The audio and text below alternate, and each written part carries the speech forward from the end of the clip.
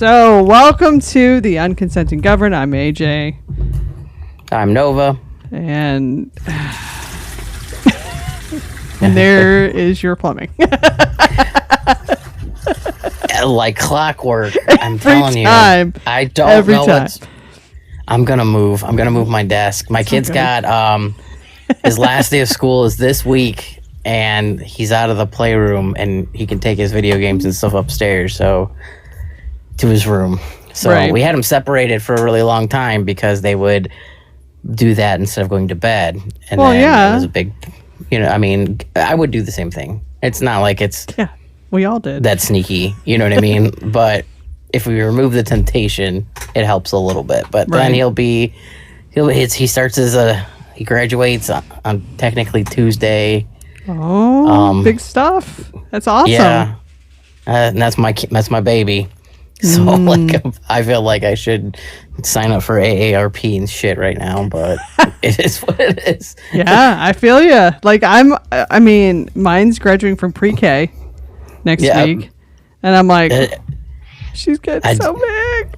I think I cried when that happened. They had, like, a whole ceremony and everything. Oh, yeah, they did. Those were the best. Yeah, well, and they're cute, too, because they're just so genuinely, like, adorable at that age. You know what I mean? Like, they're just super excited, like, like she's got show and tell tomorrow, so she's like, I gotta bring my So, so today's topic, we're going to discuss the great MAGA exodus. So, like, all of a sudden, it seems like he's losing his base, and he's freaking the fuck out, and now he wants to, control elections and whatever. So I figured we'd start talking. Well, that and Marjorie Taylor Greene made quite a long speech about how her her kid is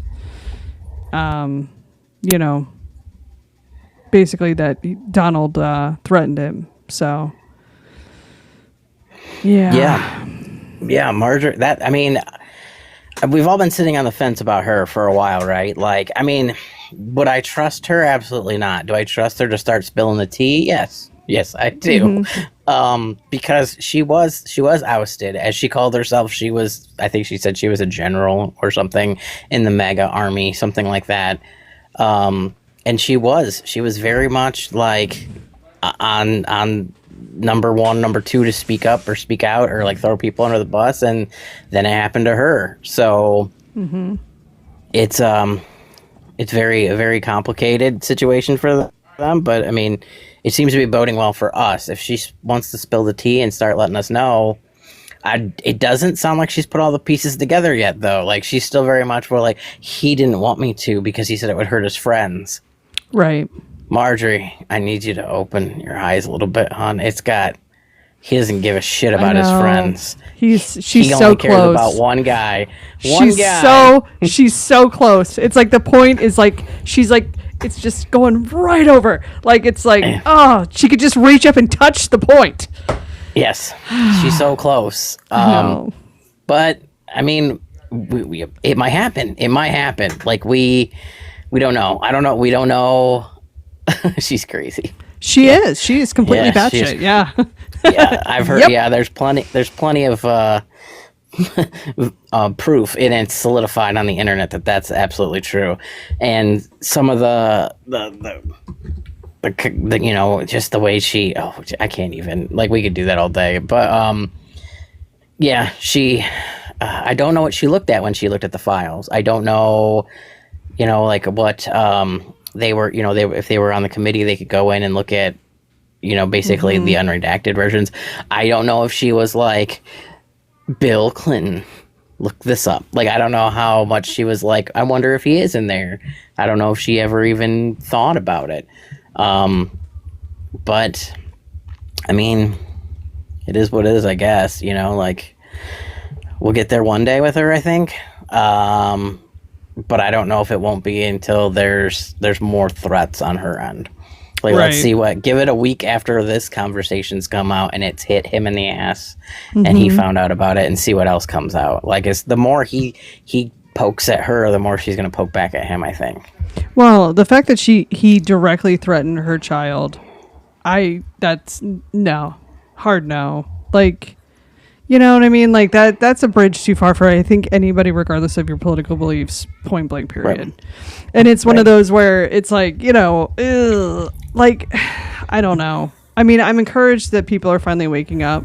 I know, like, you know, people here are starting to kind of, you know, the whole, it's the there we go. Okay. It's the whole, you know, it's the hurting of the kids. I think that was when that became common knowledge, and they realized how badly between him, Epstein, and Wexner had really hurt kids. I think that was where, for a lot of people, it was game set match. I don't think that they felt like they could support him, but I also know that there's a lot of people that just don't pay any freaking attention. Well, yeah, and it's hard. It's hard for a lot of, you know, think about like the boomer generation, silent generation, all the older folks. They're only getting their news sources from the TV. Yeah. And maybe Facebook. You know what I mean? Like, they're not actually doing research. They're not actually looking into it. They're stuck on what they're getting, their information. If their information that they're getting isn't going to be reporting the same thing that we're seeing online, whether it's this app or our friendly other ones and friends, then they're not gonna hunt it out themselves. You know, they're the same thing with like basically anything that's gone on since he's taken over the airwaves. You know, right. It makes it a little bit harder to cut through the noise to get to them. Yeah, and I think there's two groups. You know what I mean? I think there's ones that it's going to take the death of the entire cult in order for them to break. But I think there's other ones that I don't want to make excuses for people, so don't go that far. But I think that there are some people who are just genuinely buffaloed, whether it was the religion, whether it was like, you know, busy. You know, you could use that as, you know, they work multiple jobs, they don't have time to actually consume, so they're only taking in what they're taking in. Just people who were in and they thought that was the way it was going to be, and they believed. I think that's one of the things that we could really use to push back on. Is I think that if we sat down and had an honest conversation, and not saying everything, but an honest conversation with a majority of the middle class, blue collar folk in the world, and said, like, you complained about gas prices or egg prices because affordability is crazy, so like, let's make it affordable. Right. You know, yeah. And I think that we would all agree with that. You know, like, I don't know anybody who would say, you know, gas prices are fine right now. Like, I'd call you a nutball. Like, yeah. There's no way. Well, and there's always going to be those people that just believe Don no matter what he says. They're going to be like, oh yeah, he said it was $1.83. Like, there was literally, I mean, Trump himself has no idea what it means to actually have to work for your food, to actually have to, like, he's been rich his whole life. He has no idea what it's like to actually live. And I feel like, unfortunately, there's a large chunk of his following that does not understand that, because they're either wealthy or they're choosing to just be like, oh, it's Trump, I don't have to worry about it. Like, kind of like how we were with Biden. Like, you know, at least we could sleep at night. You know what I mean? This is their days. Yeah, me too. This is those times where they feel like, oh, I can sleep because it's Trump. And I think that's a lot of the reason why people voted for him. And I also think we also have the issue of there's a lot of people that have always voted Republican. That's just who they align with, because I don't know, their parents always voted that way. They've always voted that way. They don't think that they need to look outside the box. And oh my God, this is the first time they were actually having to deal with the consequences of their own actions. And I think that's not going well for that group either, because they're realizing that they done fucked up, and they don't know how to get out of it. And I don't know what we should do, because I feel strongly about both viewpoints, but I don't know which is going to be the best for us as a country. Well, and I think that we need to just speak frankly about it. You know, like, Washington is run by career politicians. They've never built a business. They've never worked a job site. They've never sat in an emergency room. waiting for a bill that they can't pay. They've never made those decisions. They've never had to make the hard decisions that we had. Not all of them. There are probably like 4 or 5 of them we could pick out that have. But most of them are career politicians. And if you're going to talk about draining the swamp, you know, like that big whole thing, the career politicians aren't the ones who are going to be able to do it. They're not going to be the ones to do it because they're in it for that specific reason. And right now we've got, you know, pharmaceutical companies that are writing healthcare laws. We've got energy companies that are writing energy laws. And all of that is just compiling with lobby. And, you know, it's just one of those things like the swamp's not going to drain itself. Like, it's not going to put itself out of a job. You know what I mean? Like, we got to think about this on a logical place. Like, there's not a way for us to get to a place where, while we're sitting here suffering and like gas prices are insane and blah blah blah, like they're passing their own approvals for raises, right? Like, I know, guys, I know. It's not gonna. That's not how it needs to work. We need to have. And I keep going back to this, and I know that you agree with it, and I think there's just so many people. We need to have permanent councils for things, ethics, and everything to break apart that the Supreme Court and the ethics findings that things that we've found that are unethical that we've already gone through. Like, they've been out already. We wouldn't have this, right? You know, just different councils for different things so that we can just go back and just. You know, like I say all the time, like we let politicians write and pass laws about healthcare, but they don't have to take the Hippocratic Oath. You know, like they shouldn't have healthcare decisions. Like, they shouldn't be involved in healthcare decisions. That's not how that should work. It's like the same thing as like contracting your doctor to go put a roof on your house. Like you just don't do it. And the same thing in reverse. Like, I wouldn't trust any more than I would trust my doctor to put a roof on my house. I wouldn't trust my roofer to perform heart surgery. Like, we're just compiling people, and it's just making things insane. But I think that as some of these MAGA people wake up, like, these are the things we need to speak to them, how we need to speak to them. Yeah. It's not, I know there's a lot, and I know that there's a want. Trust me, I know there's a want to be like FAFO bitch and like just walk out, but it's not really going to get us anywhere because some of those people, I was just willful. I don't know if it's just willful ignorance, but some of those people just didn't know any better. And it's the same as yelling at your kid who's put their hand on the stove. Right. Like, you can get mad, you can say shit. Like, that's when you go home and you talk shit to your spouse. Like, oh my God, what the fuck were they wearing? That's not shit that you say out like to their face. Oh, I would, you know but I mean? but the thing is that that's my point though. Is that like for certain people, like, and this is going to be everybody's going to think of like people that this will fit into in their own life. Like, I can't tell you exactly who this is going to fit for, but I will forgive the fact that you fucked up, but I will never let you live it down.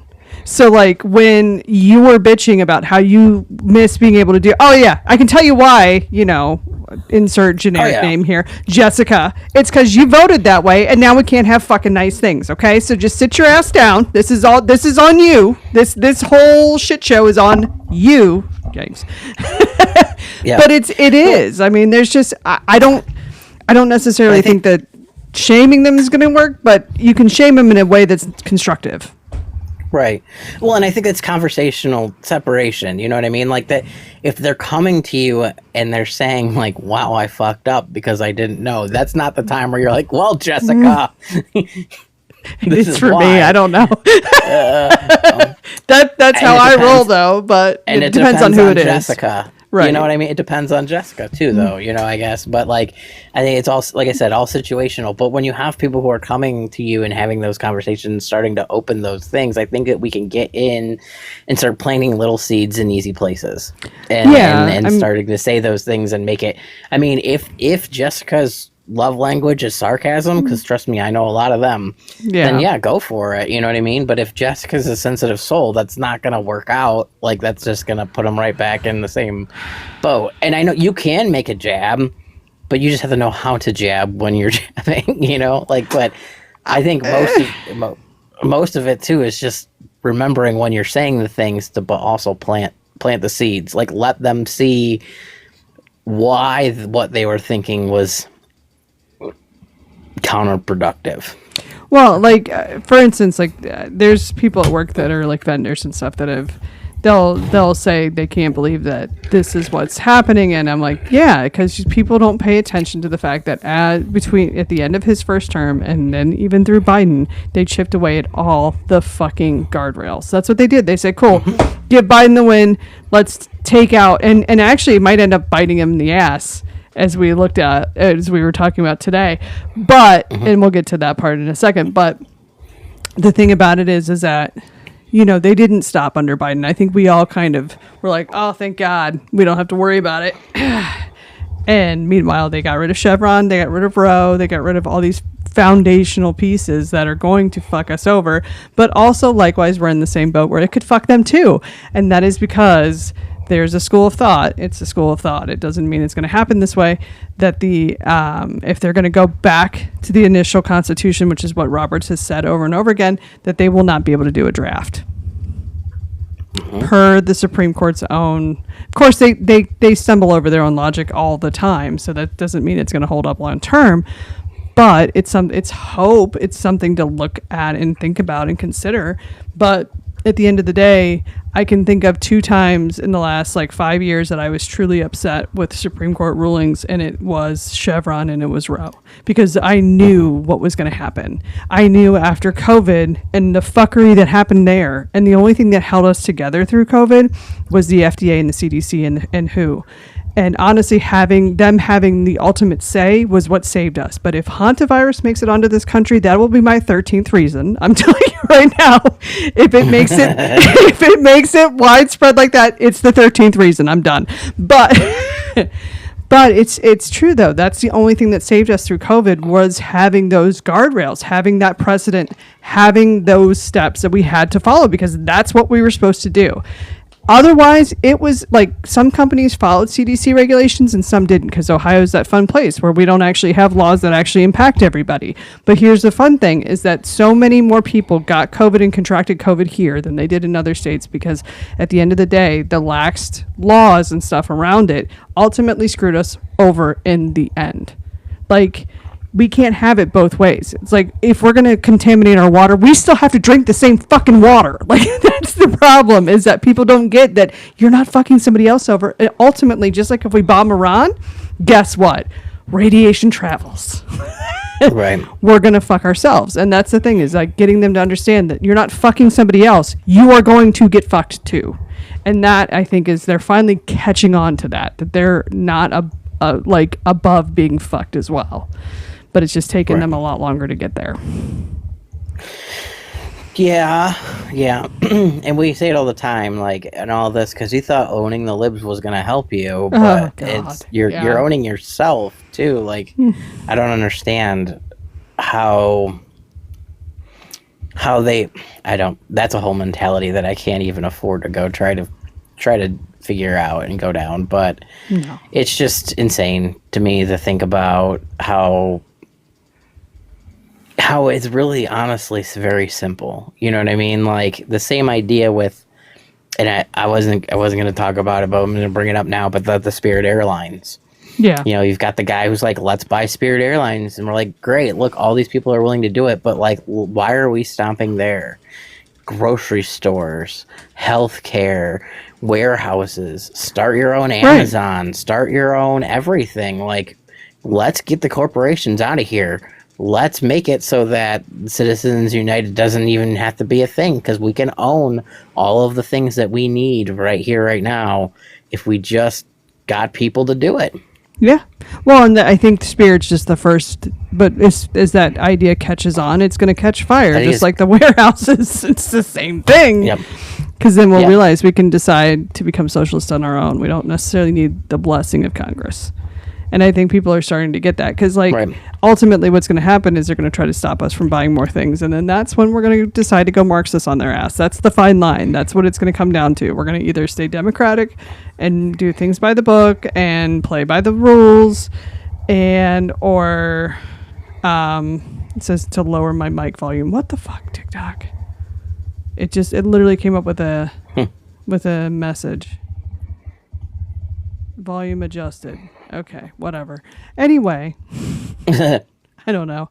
I don't even know what rant I was going on there, but I just feel like, the Marxist thing. So, like, eventually we'll get to a point where basically socialism is when the people own companies and own property. You know what I mean? When we, the people, own the actual, like, corporations that run the country. And bottom line is that eventually that can either choose to become authoritarian and violent, or it can choose to become democratic socialism. But really, it's going to come down to how people, like the people making the laws, decide to allow us to do this process. But we are ultimately choosing socialism actively right now. And I think that's the thing that people are like, it's just an airline. Yeah, well, encourage the socialism, okay? Like that it has to start somewhere. We have to start with one thing or another, and then we can hope that it catches on. That's really all we can do. Yeah, I mean, and we just need people to see that it can happen. Yeah. Because I think that's what's going to be like the contributing factor here is like he said it kind of initially in jest, like, let's just do it. Like, what are we doing? Why can't we do this? And he's talking to lawyers and talking to accountants, talking to, all the different people, all the things he needs to talk about. We're like, yes, we can actually do this. It's what's going to get the ball rolling. And it's the fire starting. It's the toilet paper. It's the Luigi. It's just the ball. And once people do see it and we find out, and it is successful, we can find all the other ways we can go about it later on. Well, yeah, ultimately that's the difference between democratic socialism and Marxism is literally the authoritarian piece. And the authoritarian piece could be, it could be the people versus the Congress and the executive branch as well. But ultimately that you kind of it's kind of a mix of both leftist and rightist thought processes versus democratic socialism, which is more far left-ish. Marxism is close to communism. Once we own everything, then everybody has the equality and, all that stuff. But then you nuke your own productivity. So it is a fine line, which is why it's like democratic socialism is the better.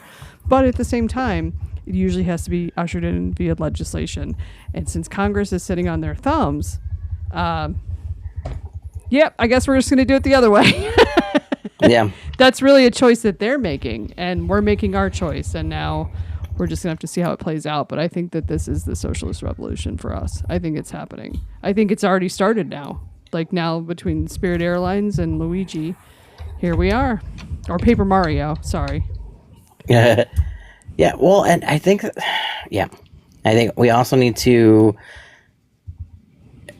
maybe possibly get somebody with some larger testicles to go out and look at some of the amendments to the Constitution and have those conversations too, because the 9th Amendment to the Constitution says, it emphasizes that people have additional rights that are not explicitly listed in the Constitution itself.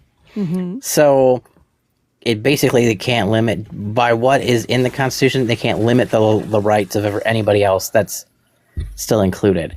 So basically the fact that they went through and went back on Roe, went back on everything that they're doing, and the Second Amendment, nope, not the second, but going with the voter rights and everything else. The Voting Rights Act. They're kind of going against the 9th. Yes, they're going against the 9th right now. So we just need to keep throwing out things, earworms for people in bigger and better places than us, I guess, right now. Then maybe we can get something moving when we have more power. Right. Well, and I feel like the Voting Rights Act is just it actually could backfire on them too, because you can't necessarily gerrymander for everything. Like, not to mention the fact that if you're gerrymandering for a populace that has traditionally in the past voted Republican, and you've managed to piss them all the way the fuck off, which is clearly happening because you're charging them obscene amounts for things, obscene amounts for gas. You're doing everything the opposite of what you campaigned on, which we all can agree on universally. Like, he campaigned on one thing, another thing is unfolding. You're banking on those people still voting for you, and I don't think they're going to. I don't think that they are going to vote for Republicans in general again for a while. And I think that that's the thing that they're not understanding, is that you can't gerrymander that your own base is basically checked the fuck out. Like, you could gerrymander till you're blue in the face, but a lot of them are going to vote Democrat. Because I can tell you right now, they're pissed off because they are paying tons of money. Like, I'm used to paying this amount of money for gas because I grew up in Connecticut. And Connecticut taxes gas is one of the higher ones. It's not the highest, but it's up there. And honestly, like, I remember being in college paying this much. It wasn't for long. It was during the Bush administration. But the other thing too is, like, I think a lot of people have forgotten or were too young to appreciate Enron. Does anybody remember that? It's the same playbook. They're doing the same thing. They're just doing it on a bigger scale. Enron was a test balloon. So now they're fucking up the infrastructure and then blaming it on X, Y, and Z. When in reality, the situation is that they're throttling all of the utilities and the infrastructure. They're doing the actual destruction of it and then blaming it on something else. Just like all the power infrastructure and the power grid was suddenly just fine after Enron was done doing their fuckery. It's the same thing. Yeah. They're trying to convince us that we're unstable so that they can then become unstable and then steal basically directly from us via the ballroom. Because, there's that. That happened today too. Oh my God, how it went from like 300 to I don't even remember the numbers in order, but like 1 billion now, 100 billion something. It's insane. How did we get here? How did we get here? How did it go up that much? Ballroom, because he can't. Have you seen the tchotchke situation in the Oval? I mean, did we not think that that's where that was going to go? Like, yes, but gold spray paint doesn't cost that much. Well, he's going to probably put that up everywhere. Well, the ballroom's not going to be gold plated. That's going to be fucking Claremont from the Home Depot. I mean, come on, man. Yeah. Well, and I did see today too, and I'm not sure how much this impacts anything, but apparently, like, Aaron Parnas posted not that long ago, the waste that is sitting wherever it's sitting has like lead and a bunch of other stuff. So it's like dairy. So it's actually like toxic, and so they're having a lot of things going on right now with that too. So I'm not sure if that plays into the role. I doubt he thought that far in advance, but I also don't know that he's not the one that's writing these numbers and these figures and shit down either. So wait, what waste are you talking about? So like the waste from tearing down the wing. Oh, that. It's just, I guess it's just sitting somewhere. Yeah. Well, it's filled with asbestos too. I mean, like they not didn't debate that. Yeah, I'm sure it does, but I guess like whatever is leaking from it because it's moist, so rain, things like that, it's going to leach into the water systems in DC, and it's going to just get worse. So I don't know if there's like some, and I don't know where we're at with dismantling the EPA today versus tomorrow versus whatever, but I know there are numbers that are hitting figures. So yeah, that's a wrap. I don't know if that has to do with like there's going to be fines. Yeah. So I don't know. Like, I feel like it's just, I don't know. I feel like it's a grift. I hate to say it. It's money laundering. It's just, I mean, that's what he's doing. It's just, it's sad because it's our money. I mean,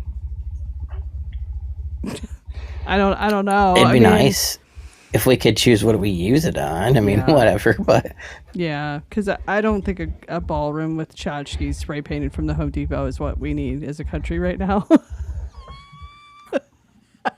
No, I mean, just call me crazy. I know, but and what are we gonna do when we run out of gold spray paint? The whole world's gonna fucking end. Is it is it oil based? Because it might. What are we gonna do with that? Is to stop, or tell you one way is to fix it is to stop and want taxes.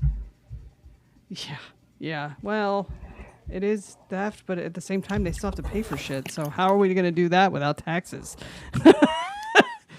I think it's a fine line too. I think it's just the rolling taxes that are killing. Like, we get taxed directly from our paycheck, and then every time we buy something, and then once, like, the parts that kill me are the things that are like, you pay property tax, but you also have to pay like city tax, all the other stuff that you pay tax on the land that your house is on. But when you buy your house and your house is already paid for, or like the people who live there before you, because I'm not buying a new house, brand new. How has that not been paid for? How has that land not been paid for? Right. By now? Like, why are we still taxing it? Or if I sell you my car, why do you have to pay taxes on it? We've already paid taxes on the full value price of the car. Right. Yeah. Yeah. Well, and like property taxes I do get because it does fund the schools. And that's the one thing that Vivek keeps running on. And I don't think that's a great idea. Like, I feel like that's going to fuck us up even more. Like, we're already low in the educational standards. Like, literally, they have been nuking the schools for generations. And it's, well, I should say since we were kids. But it's one of those where it's like, you know what I mean? Like, as a parent who has a small kid, it's terrifying because I'm trying to figure out what the fuck we're going to do next year because we live in a district that's failed. So we're trying to get her into open enrollment somewhere, but we can't. We can look at the Catholic system, but at the same time, it's like it's a voucher. I don't know how I feel about that. Plus, then there's like I have to transport if it's a Catholic school. It's a pain, and I should. But at the end of the day, like I'm jealous of my parents who didn't have to worry about that stuff. They bought it in a school system, and like they didn't have to worry about that shit. Like, my parents didn't have to scramble to get me into different schools or into a better system because they paid for their property taxes so that we had a decent school. like, you know what I mean? Like, I saw a video, and I think I sent it to you, about how they keep doing the levies because basically then the General Assembly's deducting that from the budget. And I'm like, holy fuck, no wonder. Like, what the hell? Like, oh my God. Like, that explains it. Like, why are they constantly needing money is because the General Assembly is then cutting that funding from the bottom line on the back end. So no wonder the schools are constantly broke. Yeah. Well, and then, I mean, you think about too, the constant upgrades in infrastructure too. Like, you think about, needing technology all the time, needing this all the time, just the upgrades that in schools in general. I don't know about where you live. Where I live, I think every school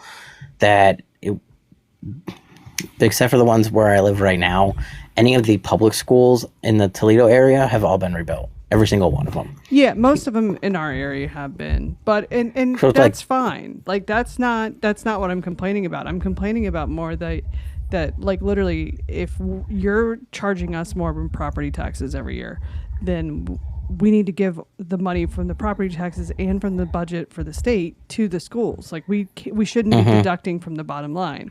Like, we can feel one way about vouchers. If you like, say you really want your kid to go to a Catholic school, that's fine. You should have that choice.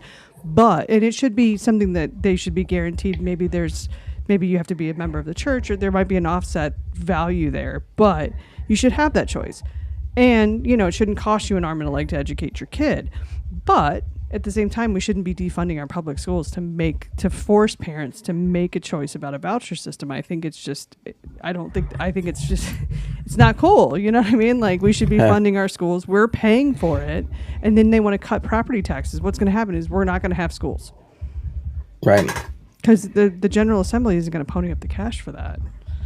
Yeah, no. And the people who, if you think about everybody who is either, well, it's going to come to a crazy point right now too, because if we had a decent economy, a decent running economy, everyone was paid fairly, etc. So, like, go back to like Clinton era-ish feeling, right?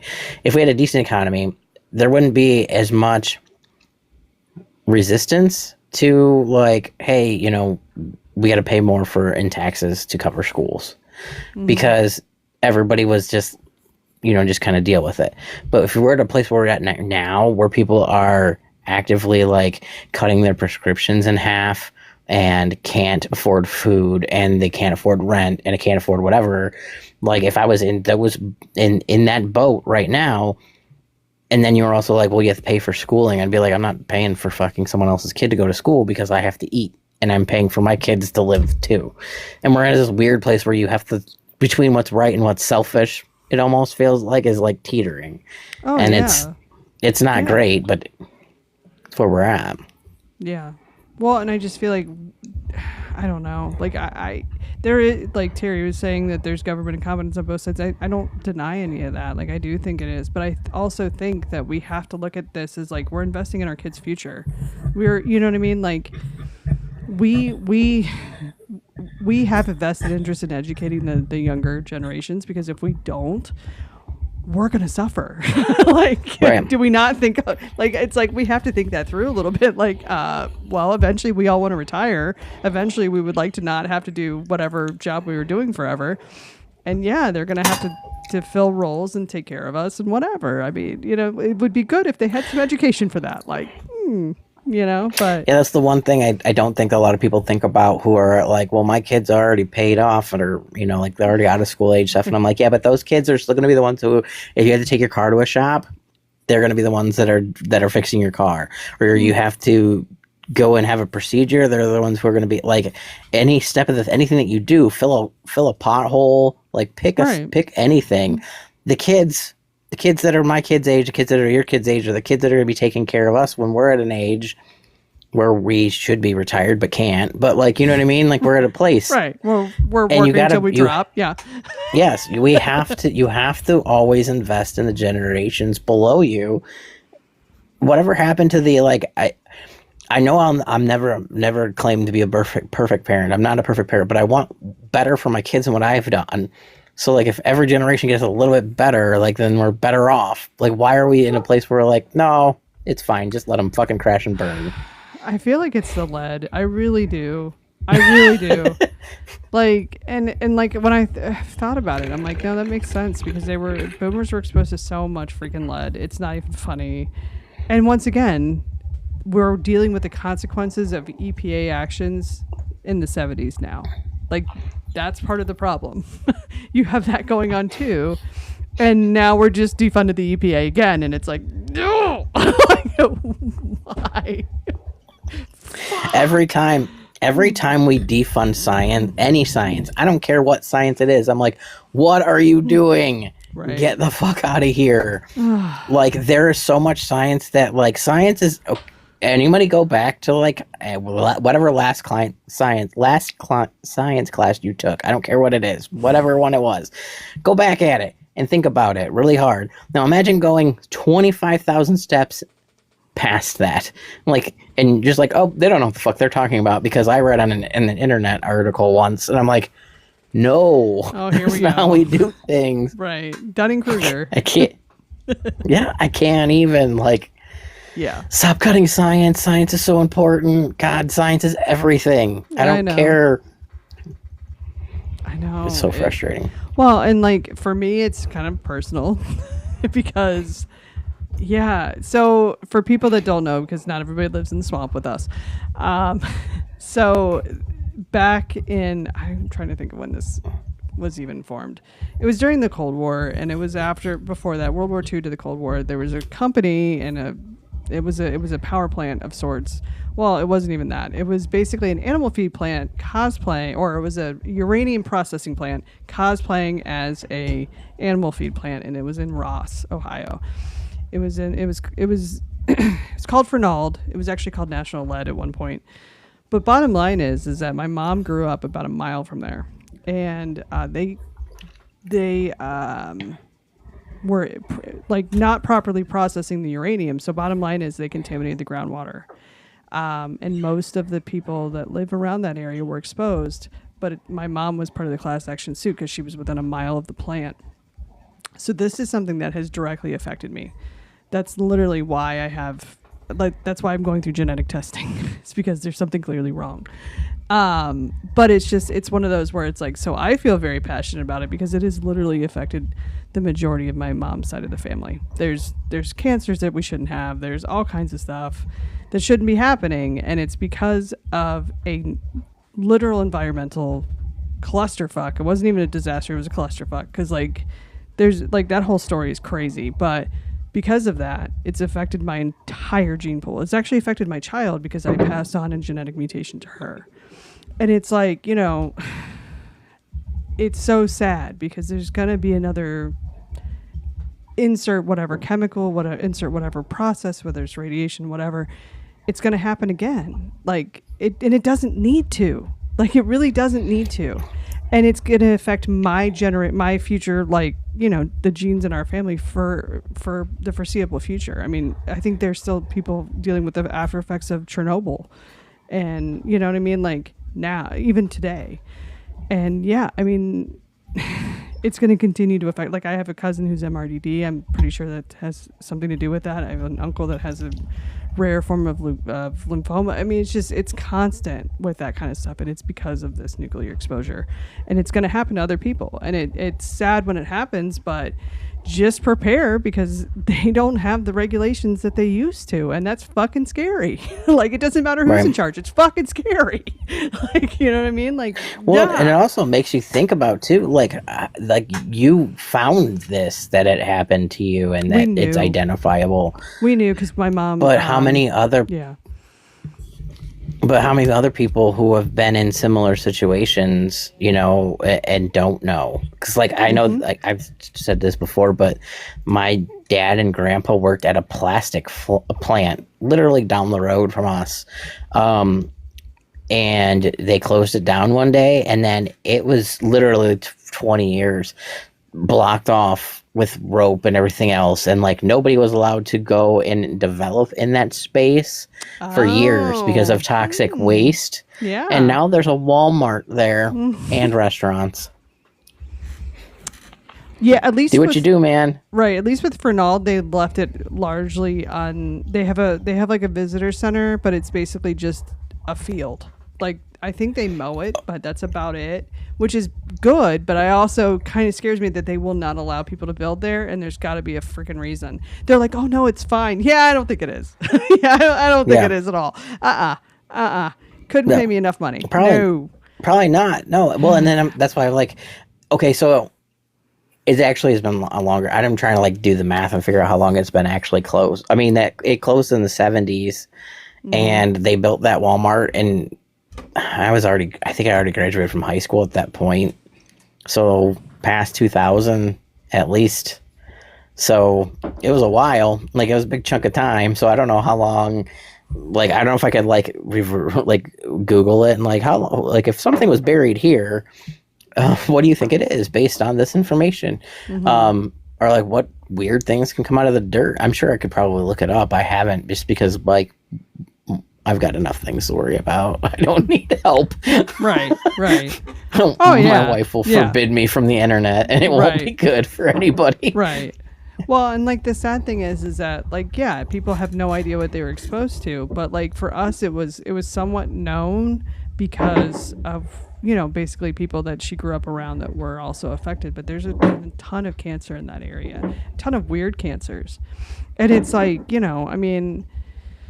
It's scary because it's going to happen again. I mean, there's so many plants and so many different kinds of industrial parks that have contaminated so much, and people over time then figure out what exactly is going on. But at the same time, it's like it's scary that they've now deregulated it to the point where it can continue to happen, and yeah, there's no recourse.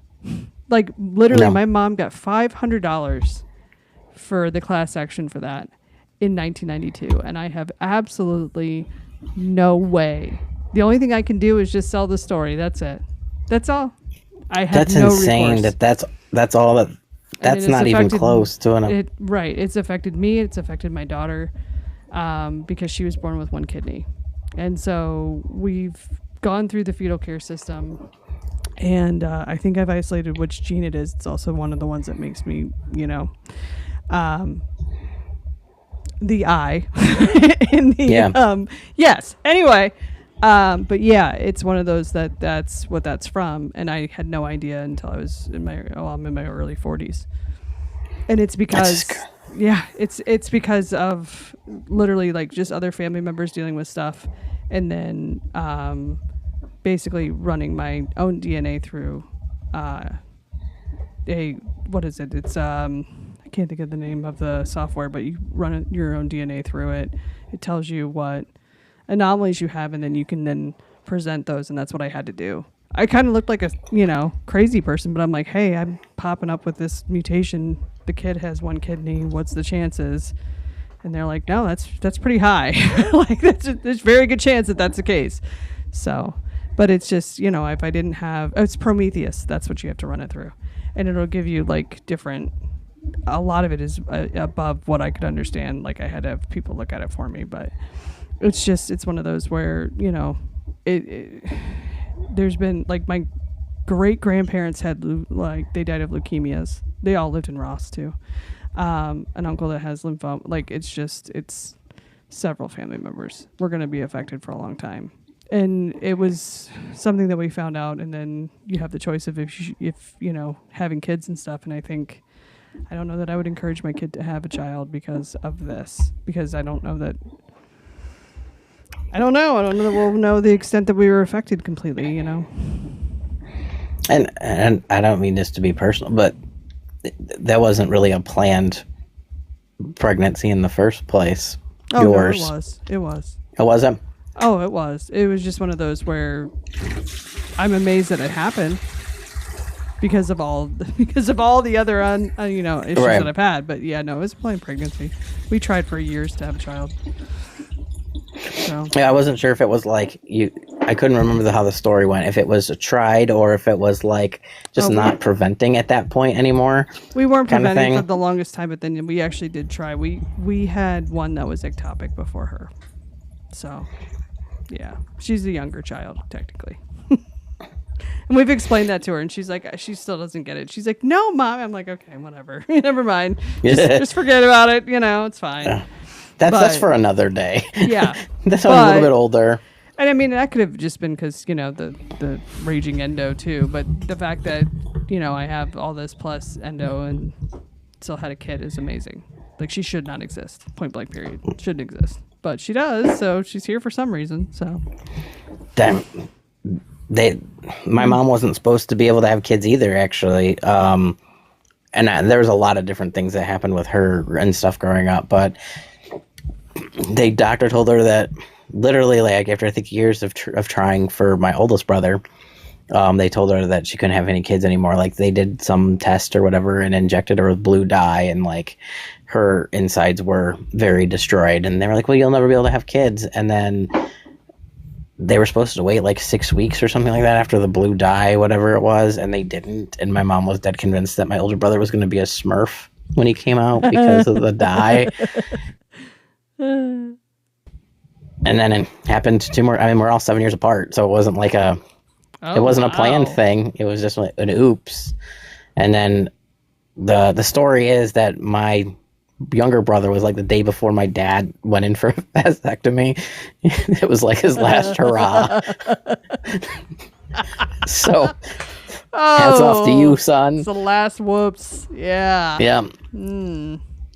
Yeah, I just remember my dad being like, as my older brother went to like all the school stuff, and my dad would always like, look at that old guy, and then when my younger brother hit, my dad goes, son of a bitch, just one day. And he was like, what? He's like, I am that old guy now.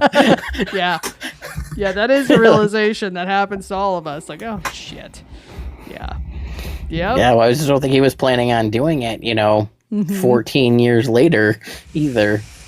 Yikes. No, oh my God, I couldn't even wrap my head around that. Like, even now I'm like, because she'll be 7 in November, and I'm like, oh my God, the thought of having another one now, oh God, like that would be another one now and another one in 7 years. No thanks. Like my parents, like, no wonder my dad was like out of his mind.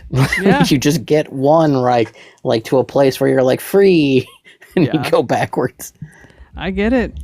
Oh my God, no. Because even still, we're having trouble with like potty training still. Like, she just regresses randomly. I'm like, what the fuck? Why? Like, if too busy. Yeah, that's what it is. I know. It's ADHD. Yeah, you gotta. I know I had this moment with my kids when they were like at that age and trying to get them in and ready for school and all that other stuff. And I was like, I'm just going to get them like a watch and I'm just going to set a timer. And like, that's when you go. And I'm like, no, because then I'm going to Pavlov my kid for the rest of their life. They're going to be like doing something and a watch is going to go off and they're like, I have to pee. And they're like, maybe I shouldn't do that. So they try to like come up with different things to like not put that thought immediately in their head that A equals B. Right. But it's a rough time. It really is. It takes a while, and then everyone at their own pace, their own style. Well, and like, it's one of those where I think for me, it's more the just figuring out after the fact, like that we had gone through extensive testing with her for the one kidney thing, and to figure out that it's from this, it's enraging because you're like, great, okay, so this was 100% preventable. It was something that basically was a company's negligence is what's caused my entire gene pool to be nuked, and we're watching it happen again because Chevron was what was holding up that guardrail. You know what I mean? Was that bedrock? And it's like that for me, like that I think was just as painful as watching Roe fall because I knew what it meant. I knew what was going to come from that, and I had been directly affected by policies that were put in place before Chevron. And it's like, so to see it, fall, it's like, oh God, because I know that there's going to be in 20, 30 years, there's going to be somebody that has a similar story and it was 100% preventable. And we just keep making the same mistake, and the rich people don't give a shit because they don't think it's going to come back to them. But just like everything else, we're all on this fucking floating rock together. It's not like you can get away from stuff by moving to another part of the world. Eventually it will come to you too. I mean, I don't get that whole like it doesn't affect me, I don't care mentality. Well, because those ultra rich people that actually are like ultra rich, they can just choose whatever genes they want for their kids. Well, yeah, that part, but I mean, like, the environmental impact, it doesn't matter if you pick your genes for your kid. If your kid is still going to be exposed to radiation for most of their life, they're probably going to die young regardless of the genes that you pick for them. I mean, yeah. I mean, but I know they're just not they're just hoping that they'll be able to come up with a fix for that. Well, I think that's why Elon wanted to go to Mars or whatever moon or whatever the hell he was going to colonize. He was going to Mars, and every time he said it, all I could hear was Sheldon Cooper in his video clip that he made for, like, do you remember the episode? He was making a video to send in to, like, let him go to Mars, and it was, like, every time he said it, it was that sound to Mars, and that's every time Elon said it, all I could hear was Sheldon, his little video, and I'm like, God damn it, Elon, you're not going to Mars. No. I think he's going to go to France before he goes to Mars. Yes. A nice little prison with his name on it. Yeah, the Bastille is open and ready for occupation or to be occupied. But yeah, but I feel like I don't know, it's encouraging to see that like people like Marjorie Taylor Greene are talking about the fact that this is a problem. And I think the fact that, I mean, it's not ideal that she's still not connecting the role, but I'm glad that she's listening to the victims because I don't feel like anybody but Thomas Massey and her are. And that says a lot. Yeah. And baby steps. Nobody on the blue team is listening to him, apparently. So, I mean, they're not coming out with it. They're not talking about it. Yeah. No, I agree with you. That wasn't a disagreement face. That was a sad but true face more than anything. Because it's like, well, and I don't know. It's not like all of, like, for clarity's sake, not all of Congress has access to the unredacted files. Right. Only the people on the committee. So any of them that are on the committee could definitely go in and do stuff. Now, if they have decided to divide and conquer, like what they're all going to go after, I don't know that. I would, if it was me and my team, let's just say me and 10 of my closest friends or whatever were on a committee, I would have like you are on intelligence, you are on like trafficking, you are on espionage, you are on pick a play. Like I would make it so it's a little bit different things, because I've heard more people speak out about it. Like Maxwell Frost has been on and has spoken out about it. Thomas Massey has been like the lead talking person about stuff, and with Ro Khanna. But we've got Melanie Stansberry, who is talking about it, and also now pushing towards investigating Zorro Ranch more.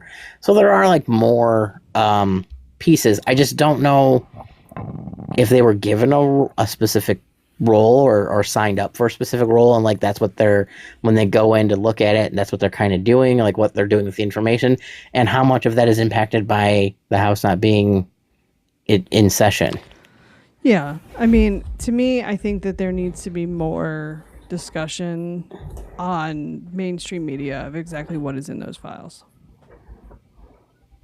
Because if, and I don't know if that they won't allow it here, is my fear. Like, yeah. I think it's going to be an airway thing, because there's been a lot of interviews in, like, Italy has been putting a lot of stuff out now that the whole story about Paolo Zampoli has gone wild. Those were weird words, but that's the choice that my mouth made. But the Australia version of 60 Minutes has put out more things than what we've seen here and about Zorro Ranch, and dug in more. So like, you have to find them. They're just not U.S. based. So it's just the same thing as the Kilmar Oberga Garcia's, and they went to CCOT and did that whole thing, and how they weren't allowed to show that in the U.S. Oh yeah. Canadians. I think it's like that same. Yeah, I think that was like the same idea. Right. So. But no, I would love for people to get on the TV and say they're going to have a press conference about X and just be like, oh, yeah, and by the way, but I don't think that's going to happen. Well, but I think it needs to happen because, and I'm saying, like, it needs to happen in the sense that there needs to be more disclosure, especially towards the midterms, about exactly what's in those files, because if people had any freaking idea that they were doing the things that they were doing on that island, they would not vote for anybody tied to it, connected to it, nothing. Because honest to God, it's beyond anything I could have ever imagined. Like, it really is. I had a level of depravity that I thought we were going to see, and I was gobsmacked. And I was going into it thinking it was going to be a hot mess. I did not think it was going to be as astronomically. I had to stop listening to Sasha Riley. I had to stop listening to I couldn't handle it. Like, it's that graphic. And it was like, oh my, like, just like, I feel like it's terrible shit.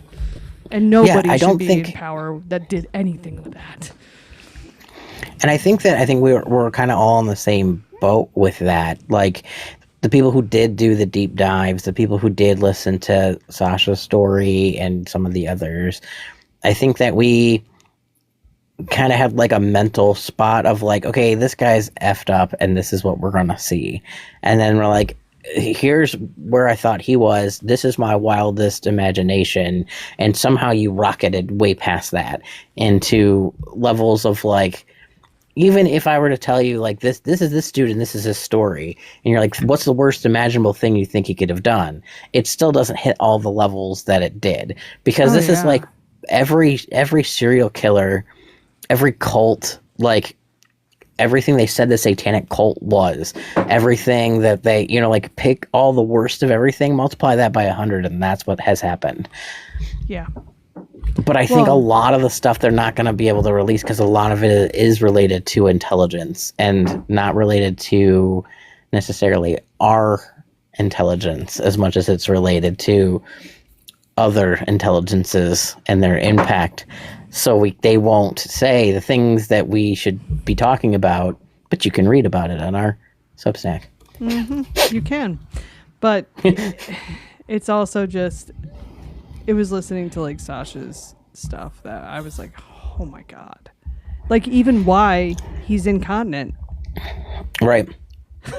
I just want one person to ask him that. Like, just one person I know that the people he has picked for all of those like press conferences and stuff, but like, Caitlin, are you not feeling spiky today? Like, just go be Froggy and ask him. So there's a story going around on the internet. Is that why you poop yourself? Right. Yeah, for those who did not partake in listening to Sasha's account, so Sasha's a boy. Code it as much as you can. Is a boy. Okay, so let's just say that is a male person who, was on an island. It's a particular island, and there was a certain administrator or executive official who was on the same island, and then there was a tent stake in a corner, and someone had a tent stake inserted into a very, very private place and then kicked, and that is why we are in the situation we are in which press conferences and things have extra audio attached to them. Yeah. And there's a whole lot of depends. Somebody is depending on a certain product because somebody also didn't want what I have, which is one of, a bag. Yeah. So, it is what it is. But yeah, it's just it's not the WikiLeaks we thought it was gonna be. No. Oh my God. Like I had imagined like the worst thing would be maybe there was one person that went missing in suspicious accounts, but not. Oh my God. God. Yeah. And where they are and what needs to happen, because not only is Zora Ranch, but there's another spot that they need to take a look at with the shovel. Yeah, there's a few. There's the place that's just happens to be owned by somebody that happens to be just undeveloped area in a place that looks like a male appendage at the lowest part of the U.S.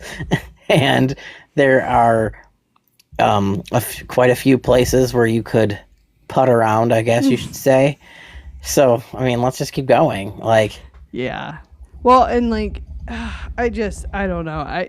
That and the whole pizza and cream cheese thing. That is horrific. Like, I was not mentally prepared for that at all. And I say that like as somebody that I was not mentally prepared for that at all. Not even in the slightest. No. I don't know that anybody would be, but I'm just saying. But I think that it's amazing. Like, amazing is not the right word I want to use, but that's what I have for the second. But like, the way this was all orchestrated into a way where like the whole QAnon, the whole 9 yards, like give them a little bit and then take it in another direction and then this and then that and then all the other things. Like, I can't, like, I know. The amount of, I miss living in a world where like, here I am by myself hanging out, like ignorance is bliss almost. Like, I know that there's creepy people out there and there's creepy things and I have that ultra awareness about me, but I still want to live in a world where like people aren't purposely planting ideas to confuse people into thinking that there's a thing over here, but it's actually over here. Right. Like, I get it. Like Marjorie said, like, why are we not pushing this? We need to find Bill. Yeah. And Hillary. Well, yeah, I didn't know if you were able to get the audio for that or not. I don't even know how we would do that. I think I can. I think it might be a little delayed. Just play it through here, honestly. Did I save it? I mean, if not, I can play it on my phone and put it up to the microphone. I can play it through my computer speaker. Put it up to the microphone. Oh, I'm sorry about your delay there. I can play it through my computer speaker. Put it up to the microphone. Oh, I'm sorry about your delay there. I can play it through my computer speaker. Put it up to the microphone. Oh, I'm sorry about your delay there. I can play it through my computer speaker.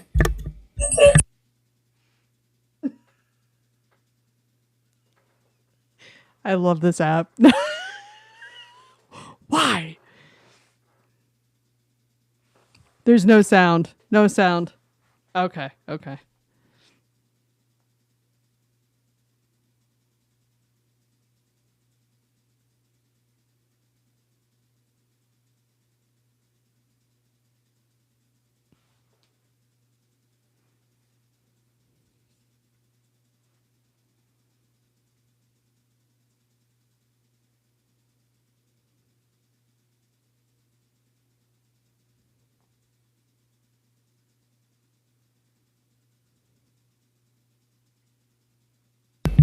Okay, we're going to go this time.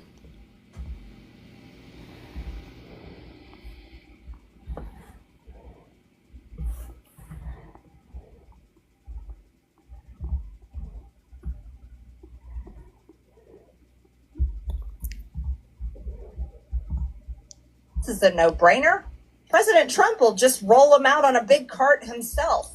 Stacks and stacks and stacks of the Epstein files, because obviously Bill Clinton is all in there. And Hillary Clinton. That's what I had been told all along, right? Well, it was the most shocking thing when I sat in a conference meeting and I learned that the president didn't want to release the Epstein files. I was like, what? Yeah, come to find out, he was very much against it. So we kept on trying and kept on talking about it. And then the president told Mike Johnson, no, do not bring that resolution to the floor for a vote. He told the Rules Committee, and Johnson told the Rules Committee, no, you will not mark up any bill in the Rules Committee that will allow the Epstein files to be released.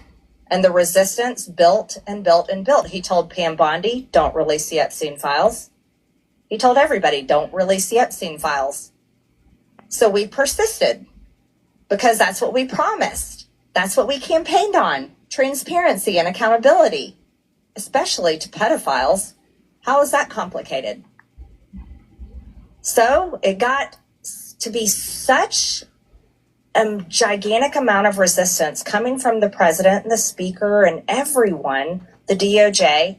I said, fine, I'll do the unthinkable. I'll go over there and I'll sign my name on a discharge petition that all the Democrats are signing their name on. Talk about crossing the aisle. Me, a general in the MAGA army, crossing over to sign my name with a bunch of Democrats. Yeah, I did. Because women were raped when they were 16 and 14 years old. And he was a convicted pedophile, and we knew there were many with him. So I signed my name on the discharge petition. Oh, did I get my name on the naughty list then? Let me tell you.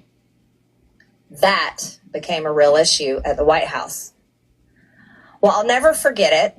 I was in my office in the Rayburn building, and I got a phone call from the president. And he was at the White House, and he wanted to talk to me about the discharge petition that I'd signed my name on. And he said, Marjorie, you're going to have to take your name off that discharge petition. We can't let, this is a hoax. We can't carry this. This is a hoax. It's a Democrat hoax. And we've got to just put this away and stop doing this. And he said, my friends are going to get hurt. He said his friends would get hurt if we released the Epstein files. He said, Marjorie, these are good people. These are people you know at Mar-a-Lago. People in Palm Beach, they're going to get hurt by this. And I said, Mr. President, people have been hurt. These women have been hurt. I said, have you talked to them? I said, you should talk to them. You should have them in the Oval Office, Mr. President. You have everybody in the Oval Office. You have sports teams. You have world leaders. You have al-Qaeda terrorists that are now leading Syria. You have Mom Donnie. I mean, you have everybody in the Oval Office. Surely you can have... I feel like she was being real freaking... Right? Ooh. She straight up was like, hey... throw you out there. I'm going to throw you under the bus real quick. But the whole time I listened to this, I get it. I get like her message, the whole 9 yards. But do you think she really called him Mr. President? Like, that's where my brain gets stuck. Like, most of all. Because she, Mr. President, can you believe this shenanigans, Mr. President? Yeah. He's probably like, bitch, I did it. It's me. Hi. I'm the problem. I'm the problem. It's me. Yeah, ever since I waddled down that golden escalator. Right. Oh. God. Well, and it's like you said, she's like this close to the point. I know. Like, come come on, buddy. Part of me isn't wondering if she does actually know. She just doesn't want to say that because then she'll get sued. He won't sue you because then I'll have to go through discovery. Well, he's losing his marbles. You know, like I don't know. Like I don't know. I don't remember. Like, out of everything that has happened so far, like, out of all the people he sues regularly, he sued ABC for editing the thing with Kamala, but he hasn't sued anybody for saying that anything about this, that he's in the files. Mm-hmm. He hasn't sued anybody who said anything about his dementia. He hasn't sued anybody that's true. who has like there are certain things that he hasn't even been like, any other time I'll sue you, I'll get a fuck ton of money, and he hasn't for any of these. So yeah, take that for what you will, I guess. Yeah, I don't know. I feel like she might, I think she's genuinely pissed. Like, I do feel like it's genuine because she did threaten her son too. That's another part of the clip that, you know, was way later on in her talk. But he basically said that he'll, you know, he wants her kid to, you know, be ended in the Middle East because of her, he would deserve it. Which, that's not cool either. Like, no, but, you know, I feel like maybe at this point, people like her, and I don't know. I'm more disappointed that so many of what we would consider to be Reagan garden variety Republicans, people that didn't really rock the boat any other time, why are they not standing up? That's what I want to know, because they're truly traitors at that point. If you don't align with MAGA, why are you not screaming it from the rooftops? Like, I don't understand why the Republicans are so cohesive when literally shit is falling the fuck apart. The wheels are coming off the bus, and you're still lining up behind the demented pedophile. Make it make sense. I don't get it. I don't understand. I think they're all honey trapped, and I don't think that it's. I mean, yeah, but I mean, it doesn't. It could be him. It doesn't have to be AIPAC. Like, AIPAC's good at it. AIPAC's the one who trained them all to do it, but it could really just be him. Like, that could be part of their, I mean, but if you think about AIPAC, that's the donation part and stuff like that, but he could be on the end that's kind of enforcing it. And not everybody has to be a PDF file. Not everybody has to be whatever. Some people could be, you know, like tax evaders, or, you know, cheated on their wife, or cheated on their wife with a boy and they happen to be a boy, or stupid things like that. Once again, we're back to the same closet.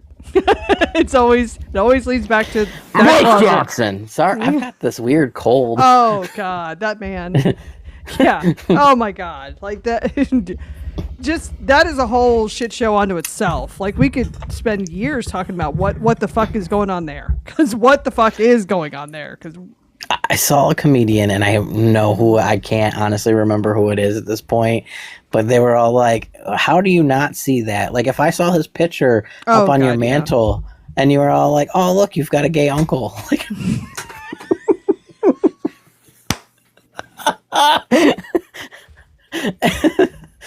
he is, like, it's like nobody would argue. No, and like, don't get me wrong.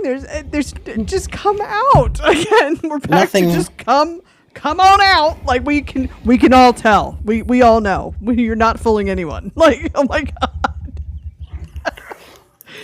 It's so funny it brings me to, so I have an older cousin, and we are like quite a bit years apart. He's probably, oh, Jason, if you ever hear this, don't hate me. He's probably a good 20 years older than I am.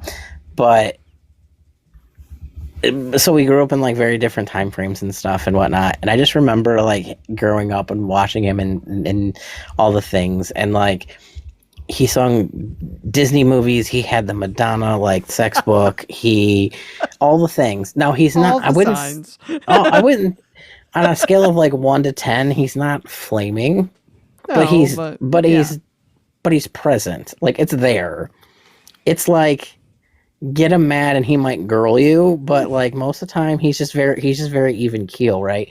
But it's there, like, you can hear it. And my whole life, my mom came to me one day when I just need to tell you something, and I was like, yeah. She's like, it's about your cousin Jason, and I'm like, yeah. And she's like, he's gay. And I'm like, duh. Yeah. I never had a problem with it. Just never occurred to me as to be a thing. Well, it's just also that's also like a trait for so I have a cousin who's also like she's like half in, half out. I don't know how to explain this because like we acknowledge that she has a partner. Okay, nobody has. We all know. Okay, we're all fine. Nobody gives her crap. Nobody. She likes to. It's a whole thing with. She doesn't like my politics, so of course we go there, and I'm like, you're the. How? I don't. That's know. another anomaly. Like, but anyway. So, even like up until like a couple years ago, her dad passed away, and even in the obituary, it listed her special friend, and I was like, how are we not? And she, what?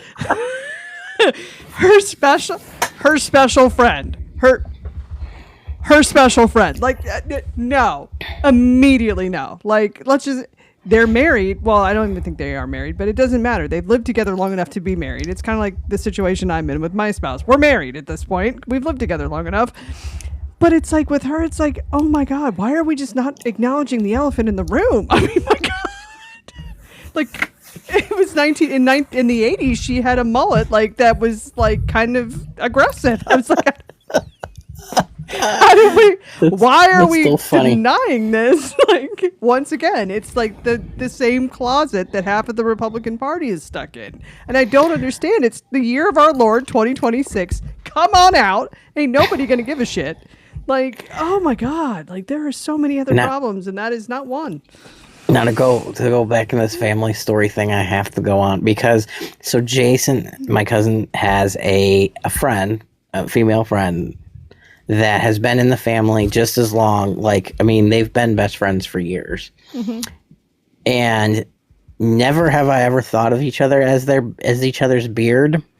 But apparently that has been because Melissa, that's what they think. His friend has been married to female, like Melissa's been married to girls. Like, she's had a second, like she was married, divorced, and then married again. It's a lavender marriage is what you're saying, right? Lavender No, they live in different, my cousin and Melissa live in different states. Like, Melissa lives with and is married to another woman, and my cousin Jason lives in Tennessee, and he's nowhere, like, but I have family members that have asked him, like, she's actively married. Jason, when are you going to get married to Melissa? Oh my God. Like, you've met her. Her wife is right there. Like, what are you doing? God damn. God. It's just, I don't get it, because we're all like, even at the funeral for her dad, and it said the special friend, I'm like, the fuck is this? Special friend is a phrase that I have never ever gotten behind. Well, no. and like so like she's convinced that my husband is a beard. I'm like, no. And I actually had to make an Instagram on my personal Instagram. Like, I belong on the Alphabet Mafia thing, but under a different letter. Like, not L, yeah. I, not L. Right. Like, I'm very sure of this. Like, there's genetics involved. Like, I'm very sure. And it's just like, it's so like frustrating, because it's like, okay, just because you guys choose to live in that closet doesn't mean all of us do. Okay. Like, it's okay. Some of us have just been like, all right, here we are. But like, it's frustrating as hell, because it's like, I find that it's similar people that have similar political ideology that are so fixated on who's in the closet, who's not, who's this, who's that, and I don't understand the fixation on that. I still don't. I don't get that at all.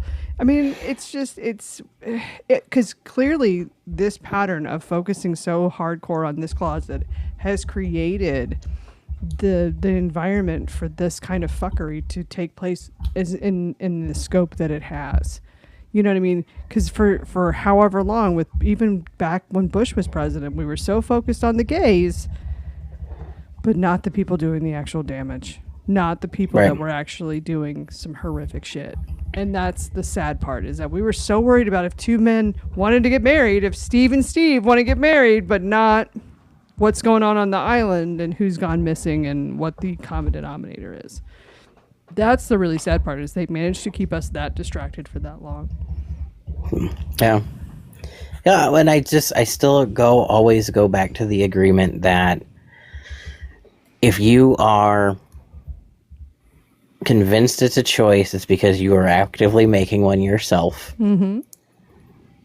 The reason that the party is very much avidly against trans women is because they see men as a higher level. And if you are taking yourself down to a lower level, that can't grasp that concept. So it like does not compute. There must be something wrong with you, because there's no way you would give up your hierarchy. Right. And the same reason that trans guys don't hit that level, because you can't make a man, you don't exist.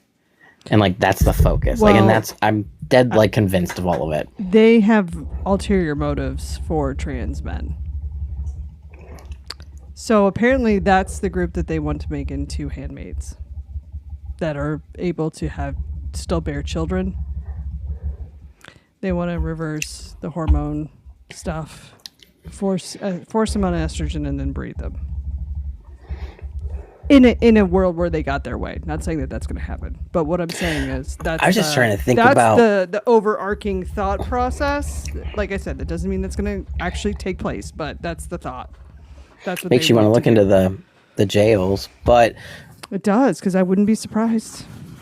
But yeah, but I'm trying to remember what the W-Path says as far as that goes, because I thought at one point there had to be some sort of, and I know that there's been a slight change because of the ability for like some to have babies, but there had to be at one point there was some sort of stopping that portion. So whether it was a total, a partial, ablation, something there had to be a procedure before you can move into like the next phase.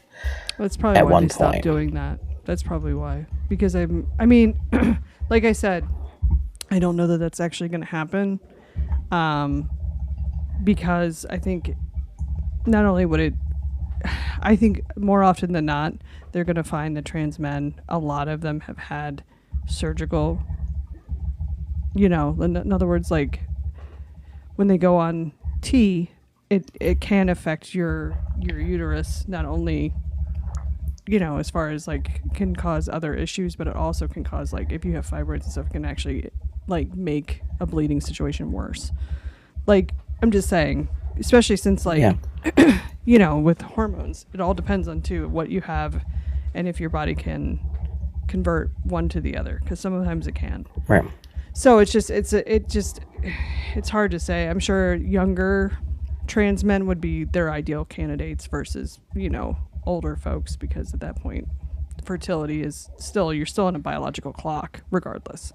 But I don't know. I've heard of some trans men having to have hysterectomies because they've had increases in bleeding from fibroids and stuff because of the testosterone affecting them in not necessarily a negative way, but just that's how it did affect them. Like, I don't know if I were to say I did because I have fibroids and I know it might make those situations way worse for me. That's what I mean. I don't know, but at the same time, it's one of those that I don't, like, I've known a couple people that have been trans, and that was a situation that they ended up having to have a hysterectomy because of complications from different hormones or procedures. So I don't know. Yeah, and I know it does play how much you have left plays a role too, and like you said, your ability to, what's the word? Yeah, there is a word for when you can take testosterone and convert it to estrogen, but yeah. Like the conversion, like depending on like the conversion rate and like where you're at and stuff, because a lot of that stuff causes problems. Well, and like with me, I possibly have mosaic ovaries, which means that I make both naturally anyway. So what do you do with me? I don't know. Let you and your doctor choose your medical. Well, absolutely. But it's just one of those where it's like there's more than just me. Like, we have to remember, like, the reason that they stopped testing Olympians for karyotypes is because they found a whole lot of intersex people. Right. Yeah. Yeah, we exist a lot at we're really good at athletics. that's Well, the other thing too. The whole trans sports things, they shouldn't be mad at trans people. It's us. It's intersex people. Because we actually have athletic advantages that others don't have. Like I probably do. I probably could compete with men. I don't want to, but I probably could. but you think about it too, like it's not even like just that. Like the thing that kills me more than anything is like if you are an Olympian, like if this we're going to this direction, you already have something that makes you freakishly better at whatever it is that you're doing than anybody else. Like Michael Phelps and his ability to convert lactic acid. Like there's something in you. You're not just like normal Joe from the street runs into this thing. Like you found something and it made it from A to B and you chose whatever it was. Like it's not just people don't understand, and maybe this is part of we should just go into it at one point, but like there are steps. You don't just get to decide today that this is who I am and tomorrow you're in the bathroom at an elementary school getting a procedure done. Like there are steps, there are years of therapy, and there are tests, and there are steps, and there are like rules to everything. Like you have to live, not only go through therapy and discuss it and go through it and like this is what I am, but then you have to socially live as whatever you say you are for a year before you can start hormones. If you decide to do that, if you name changes, things like that, like there are steps in the process. It's not today and then tomorrow. Like, and the way that it has been so confused and construed, it's insane to me. And it's not just like one person decides this.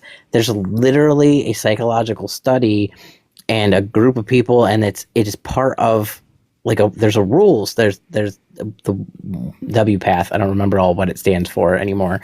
But like there are steps and like how you deal with it, and dealing with it is like not the right words, but like the procedures, the steps you go through. And depending on your age, there's different outlines for minors, for whatever. If you find during any of this testing, like what to do if they decide not to, if there are like if they don't want to do A but they want to do B, like it's outlined in medical documents with medical professionals. Like it's not just people going in transing people. Like that's not how this works. No. Well, and I'm sure most of the people who are in our group already all know this, but it just frustrates me so much when people are and I'm like, no. Yeah, no. There's absolutely no way in actual hell that there's any kind of transing in elementary schools. Like you can't even take a cough drop to school. Right. They're not performing medical procedures. I feel like if that did actually happen, we would have definitely heard of that. Like we would have definitely known about that. Like that would have made some sort of news at some point in some level. You would think, but the amount of fake news, and I'm going to use that word as in like it's not real, but it gets pushed out like it is, of the kids that are like, well, yeah, we've got litter boxes in our classrooms. Oh, that was no, you don't. Yeah. No, you don't. You don't have litter boxes in your. First of all, health code violations up the ass. Who's cleaning it? Like who's using it? You know, just like oh yeah, like Timmy thinks he's a cat today, so Timmy's gonna go over there and take a dump in the middle of class. Like just keep going. It's fine. No, the cat litter that is in the buckets is for emergency situations, for lockdowns, because people refuse to do anything about school shootings. Right. So your problem A that you created is because of problem B. Right. Exactly. Oh, God. It's also why my child, I've already had to have the talk with her about not wearing light up shoes. And that was heartbreaking. And it's because of that. It's because of school shootings. That is so fucked up because my kids are past, honest, no, they could wear them. I'm not telling them not to. At 19 and 17, if they wanted to wear light up shoes, do your thing. But they're just out of that phase. At 6 and 7, they can't. It's not as easy to find them at their size, at their style. Right. It's rather easy. And for I me, don't, but and I would never tell them, no, be the whoever you want to be. It's just sad that has just escaped my thought as a thing because they're just so much out of. Yeah, because I had to tell my mother-in-law. She was like, "Oh well," and I said, "No, no light up shoes after this year," because I felt very safe with her at the school she was at, and she's like, thinking it was X, Y, or Z. I'm like, no, it's because of school shootings. If they run, then they're easy to see. She's like, I didn't even think about that. I was like, no, most people don't, but yeah, no light up shoes after this year. It's so stupid she can that have this them is where at we're home. at. I mean, she Right. can have them at home, but not at school. Nope. Well, it makes you think about it too. Like, you can't trust if your kid had light up shoes, and the teacher was a good teacher, smart enough, whatever, could take the light up shoes and launch them in the other direction to false direct the kids. Right, but what you're going to take who those wants chances? to put that it's not on the worth it. teacher? Come on, guys, step up. No, I'm just kidding. No, I just meant if that was a situation and it was just the right time. Yeah. That's like a movie perfect situation, like timing, not the situation, the timing. Right. I mean, I wouldn't make a teacher have to think about that. I would feel horrible about that. But yeah, it's one of those where I've already had to have to talk with her, and I've told her it's not her fault, that it is because this is the situation that we are in as a country. And I mean, I made it 6-year-old appropriate, but yeah, it's it's sad, but yeah, after this, I don't feel comfortable with her wearing light up shoes until that was it. I mean, she can have them at home. She has them at home, but we won't be wearing them to school. And it's unfortunate, but I just don't, I gotta keep her safe. No, I don't blame you at all. Especially with, I said, my kids are on the tail end. My oldest is graduated and he's an adult now, but I got 2 more days left on my younger, so they're on the other end of it. They're on their way out, but to start over again right now, it terrifies me thinking about. And all the things that I would have paranoidly done differently and had all the extras and all the other things, especially if not feeling good about the school system that they're in. My oldest went to an early college, so he was on college campus most of the time. And then my youngest went to a trade school, basically. He's in the high school that teaches you the trade. So it's they're more specialized than just your average public school system. And then we moved specifically to the area to make it a better public school system. But, geez, God, I can't even imagine. It's something to have to worry about daily. And I know that we should and we do and we think about it.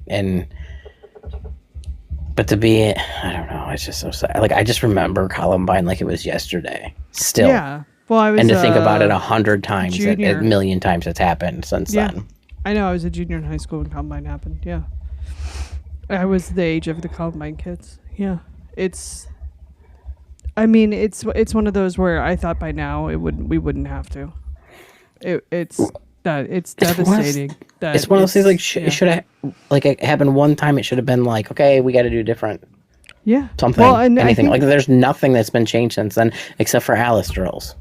Right. Well, and my whole thing, there was another one that really, really affected me, and that's because when I lived in Connecticut, I was a music ed major. So at first, then switched, got my degree in psych, and then became a nurse. But anyway, that's another story for another day. But anywho, when Sandy Hook happened, I was legitimately terrified that I knew the music teacher or that I would know a teacher in that school because it happened in Connecticut. Any of those Connecticut high schools, it terrifies me because I possibly know any of the teachers there.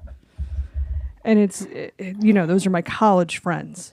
You know what I mean? It's not like they're people I went to college with and know, and I might not talk to them very much now, but I care about them still. So it's right. You're just holy shit, how close to home that really was on a personal level when Sandy Hook happened and how fucking horrific it was. The other one that got me was Uvalde because I was at work watching when they were dealing with all that, and one of the kids had the same first and last initial as my daughter.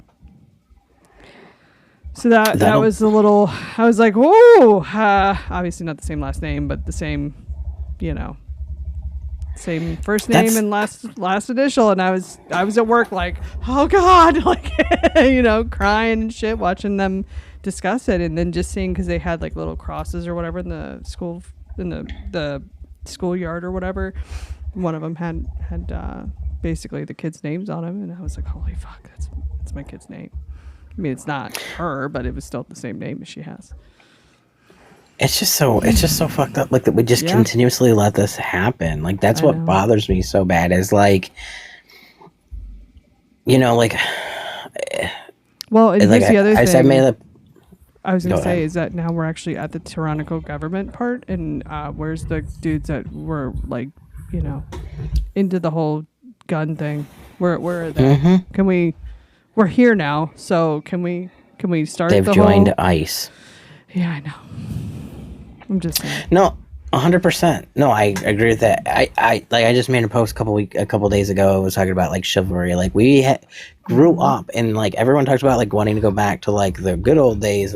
Like, that's when chivalry was a thing, right? Like, we always talked about protect women and children. Like, and this is the least amount of protection the women and children have had since the 50s. Like, why? This doesn't make any sense to me. Like, you refuse to set laws and boundaries and things like that to make it so that this doesn't happen to children, whether it is school shootings or or sex trafficking or whatever. Right. But then we also have to think about like, and nothing is happening to make women better. All it is doing is getting these creepy, perverted boys who can't get anybody because they treat everyone like shit to get on the internet and complain about how they're lonely. Like, cry to your mom and treat people like with respect, and then you won't have that problem. Like, one, it's the Nick Fuenteses of the bunch that scare me, because like, no, like, he was on a couple shows this week, and it's like just the utter awareness of, like, I would be straight up embarrassed if I was his mom. In fact, I would deny that was my child. But anyway, it's just, it's so sad that he is that damaged, that he thinks that is actually how things work, and that is actually like the higher order. And no, no, not at all. Like, I don't understand the level of thinking that you think that you are superior to a woman just because of the fact that you were born with a part that a woman doesn't have. I'll never understand that. And quite frankly, without women, and especially in science, NASA, and various aspects, we would have never made it to space. We would never have half of the things that we have right now. And women went largely unappreciated and uncredited for those things. I mean. Take it back to even basic shit earlier than that. If you didn't have women, you wouldn't be here. Well, and there's that too. Every time you were a little kid and you fell, you cried for mommy. Like, you could tell with these little bitch asses that they still want their mommy to do everything for them, to clean up after them, to do everything. But like, why? Like, why are you like that? Like, it doesn't make any fucking sense to me. It drives me nuts. Because they feel like they're superior. It makes me so mad. They feel like they're superior to women, and they feel like they should be taken care of. And since they don't have a wife to do it, that it should be their mommy's job. And it's fucked up. I mean, that's why that dude got the brakes beaten off of him, because some lady went to his front door and he beat him up. But you're going to get on Beyonce's internet and say, your body, my choice, and expect people to be okay with that. It's the audacity for me. Like, who the fuck are you? First off, I could take you. And that's the part. Like, I don't understand. Like, I know that it's all brainwashing, and I know that's all this part and stuff, but it's like, I think he's damaged, but yeah, brainwashing too. I mean, he's 100% damaged. There's a lot of like psychological things wrong there, but like, the kid, you burn your hand on the stove so many, like, once you're like, ow. Twice you're like, now you're an idiot. 3 times, like, but he keeps doing it. Like, if your main thing is like you want to have someone to call your own, like, then maybe you shouldn't act the way you do. Well, I don't think he wants a woman. I think he's gay, and I think that again we're back to the same closet. Different flavor, same closet. No, you're right. No, because he does say like women. He's only slept with men. Yeah, he's only slept with men. And he does, but he doesn't identify as gay. It's like, honey, I'm going to hold your hand and let you know that that's what that means. And it's okay. There's nothing wrong with it. Absolutely nothing wrong with it. But you are not the person you think you are.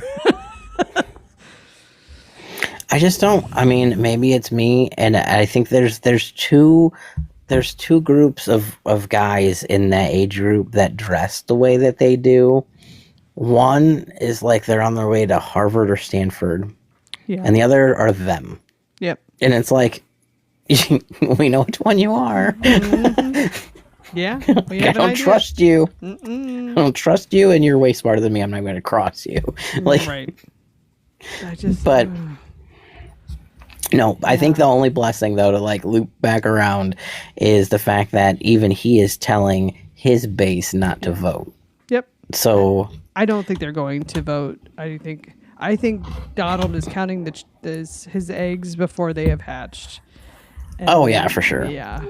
There's just not going to be the numbers that he thinks. There's still going to be some, but there's not going to be the numbers that he thinks. Not by a long shot. Well, if you even do like basic, I guess I don't even know if it would count this way, if this is the way you would do this equation. But like, if he's only has a 33% approval rating,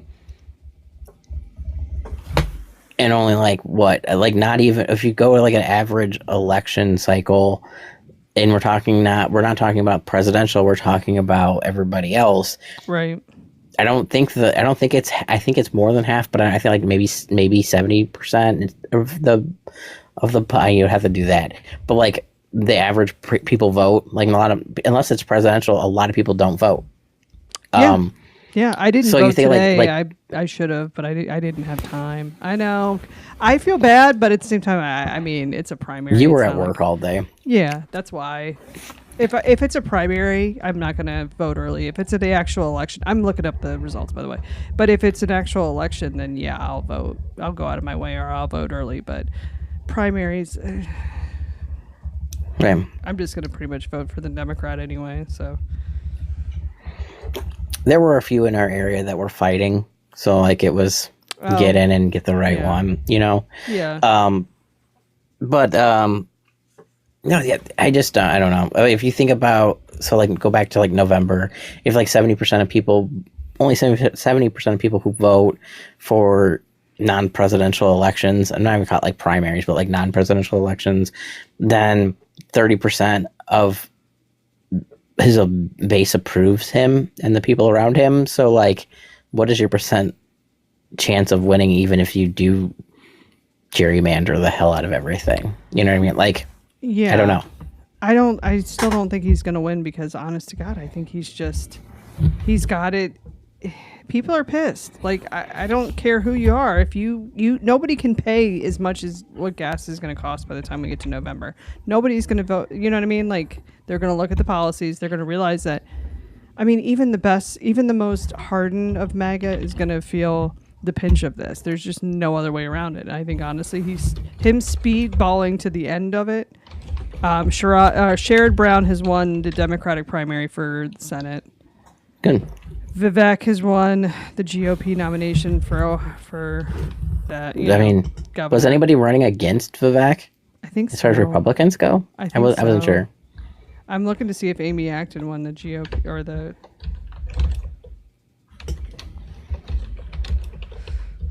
If she won the,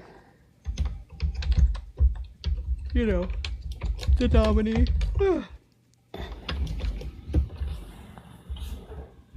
Yeah, I don't imagine. I couldn't imagine she. She did. It says that she was destined to, so I don't know it's WLWT though. So I'm looking. Sherrod Brown, like I said, 15. Oh, I didn't want the sound for that, but okay. Okay, so Landsman, let's see. No. 15 seats will be up for in 2026 after the Redistricting Commission adopted new congressional map that could boost Republicans' chances. So Landsman might lose his seat. And Marcy Kaptur. Marcy Kaptur? Yeah, it's near Toledo. She might lose her seat because of gerrymandering. School levies. There was a bunch of school levies on the ballot. I don't think mine was, but I wish they would tell you, like, what the. Well, there's a lot of people running against Bob Latta. I mean, a lot of people who are the Democrats for the primary. There's 4 of them.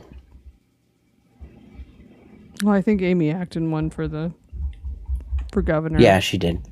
No, sorry, this was just like District 4. I was just like looking at different districts. So like,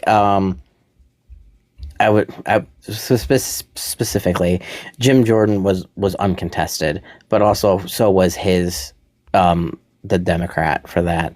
But I was looking at like different ones, and I was like Bob Latta, who is in District 5. There was 4 Democrats in the primary, but only Bob Latta for the Republican. And there were 6 for this primary for District 6. And there was 2 Republicans. Like, I just am surprised that there's so many. I mean, give it a shot. We're at the primaries, right? Like, this is a time to choose.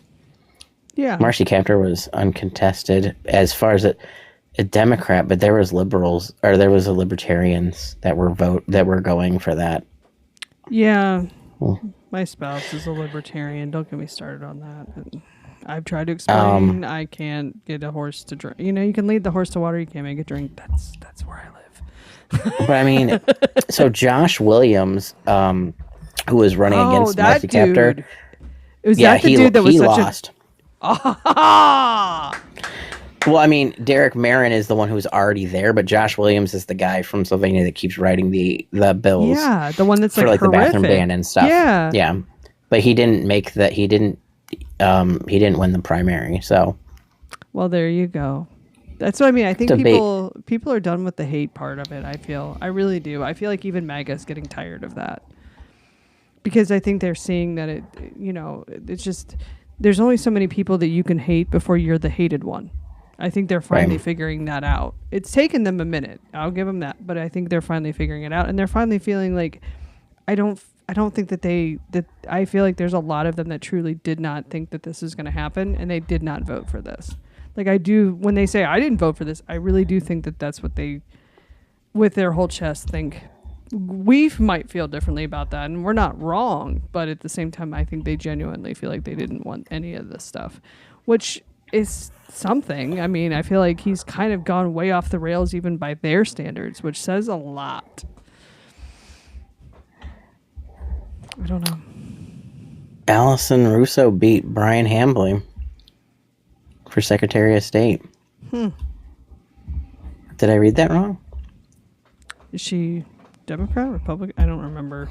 Oh, she's a Democrat technically, but she's voted with like a lot of Israel stuff, and she voted for the maps, even though she's a Democrat. So, man, Indiana is just a shit show when it comes to the amount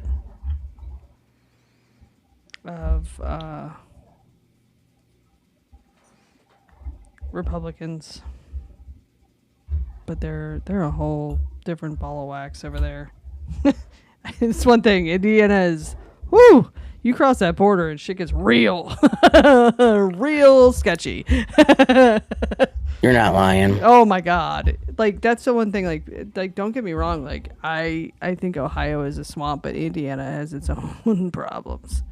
And none of them are great. There's a lot more, I hate to say this, but there's a lot more stuff going on racially over there too. Like the Triple K was big there in the early days. Like that was kind of their main running spot was Indiana. So fun fact.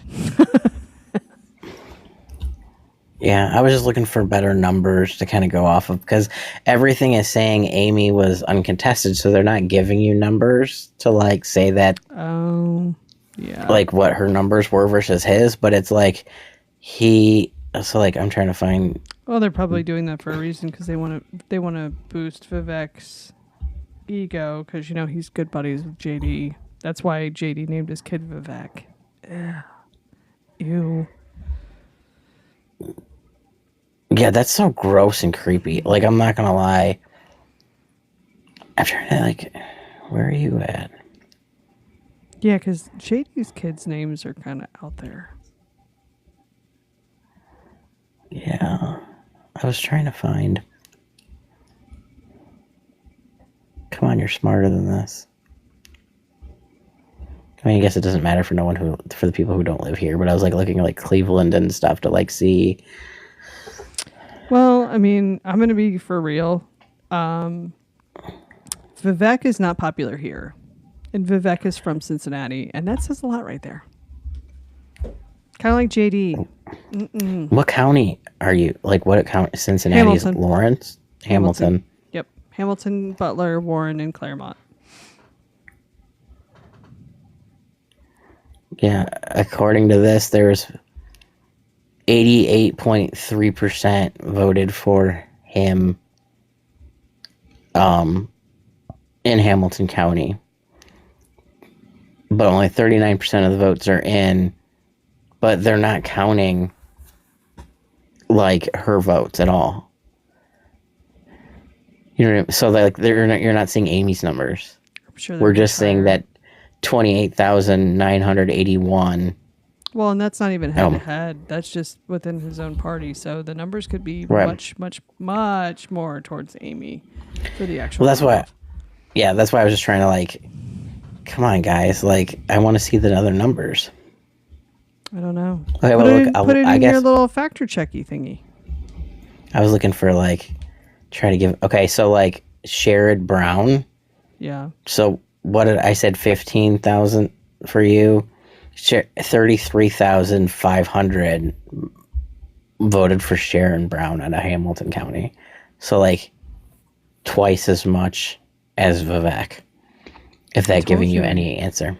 That's what I mean. And 5,000 voted for the other guy who was running, well, like, the other candidate. That's what I mean, because, like, you have to remember too, at the primaries, they're going to go and they're going to get their ballots just for their party here.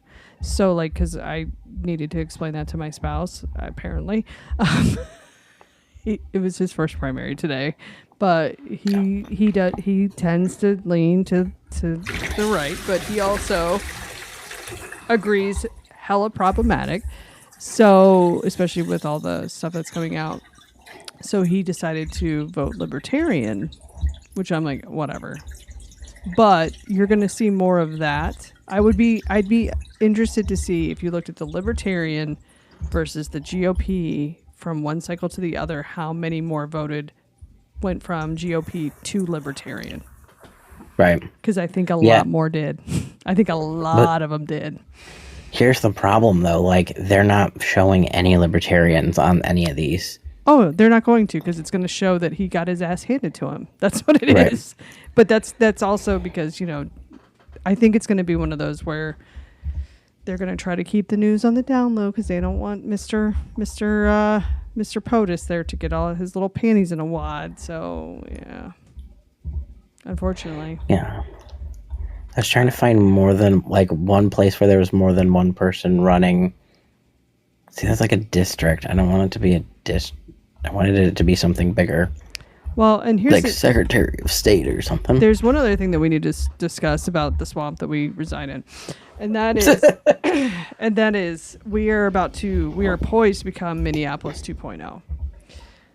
Apparently, Columbus has the Somali population, and so they're going to start sending ICE hardcore into Columbus. I'm hoping they leave Cincinnati out of it. I'm hoping that you feel the same way about Toledo, but what the fuck do we do about Columbus? Like, do we go? Do we not? It's one of those really tough points because Columbus is big. It is big. Like, Columbus is big, and it's not really, like, near me. You know it's not near me either. I mean, 2 hours. It's kind of like, it's like the middle point kind of between us. It's like the generic so, place, yeah. Yeah, like, it's not like... And I don't have anything with a red and a big O on it, so I don't go there all very often. I usually sport the blue and the maize. So, but I mean, if it got there, would we hear about it? This is my number one. Like, would we Probably know? not. No. And if we did know, would we know the extent?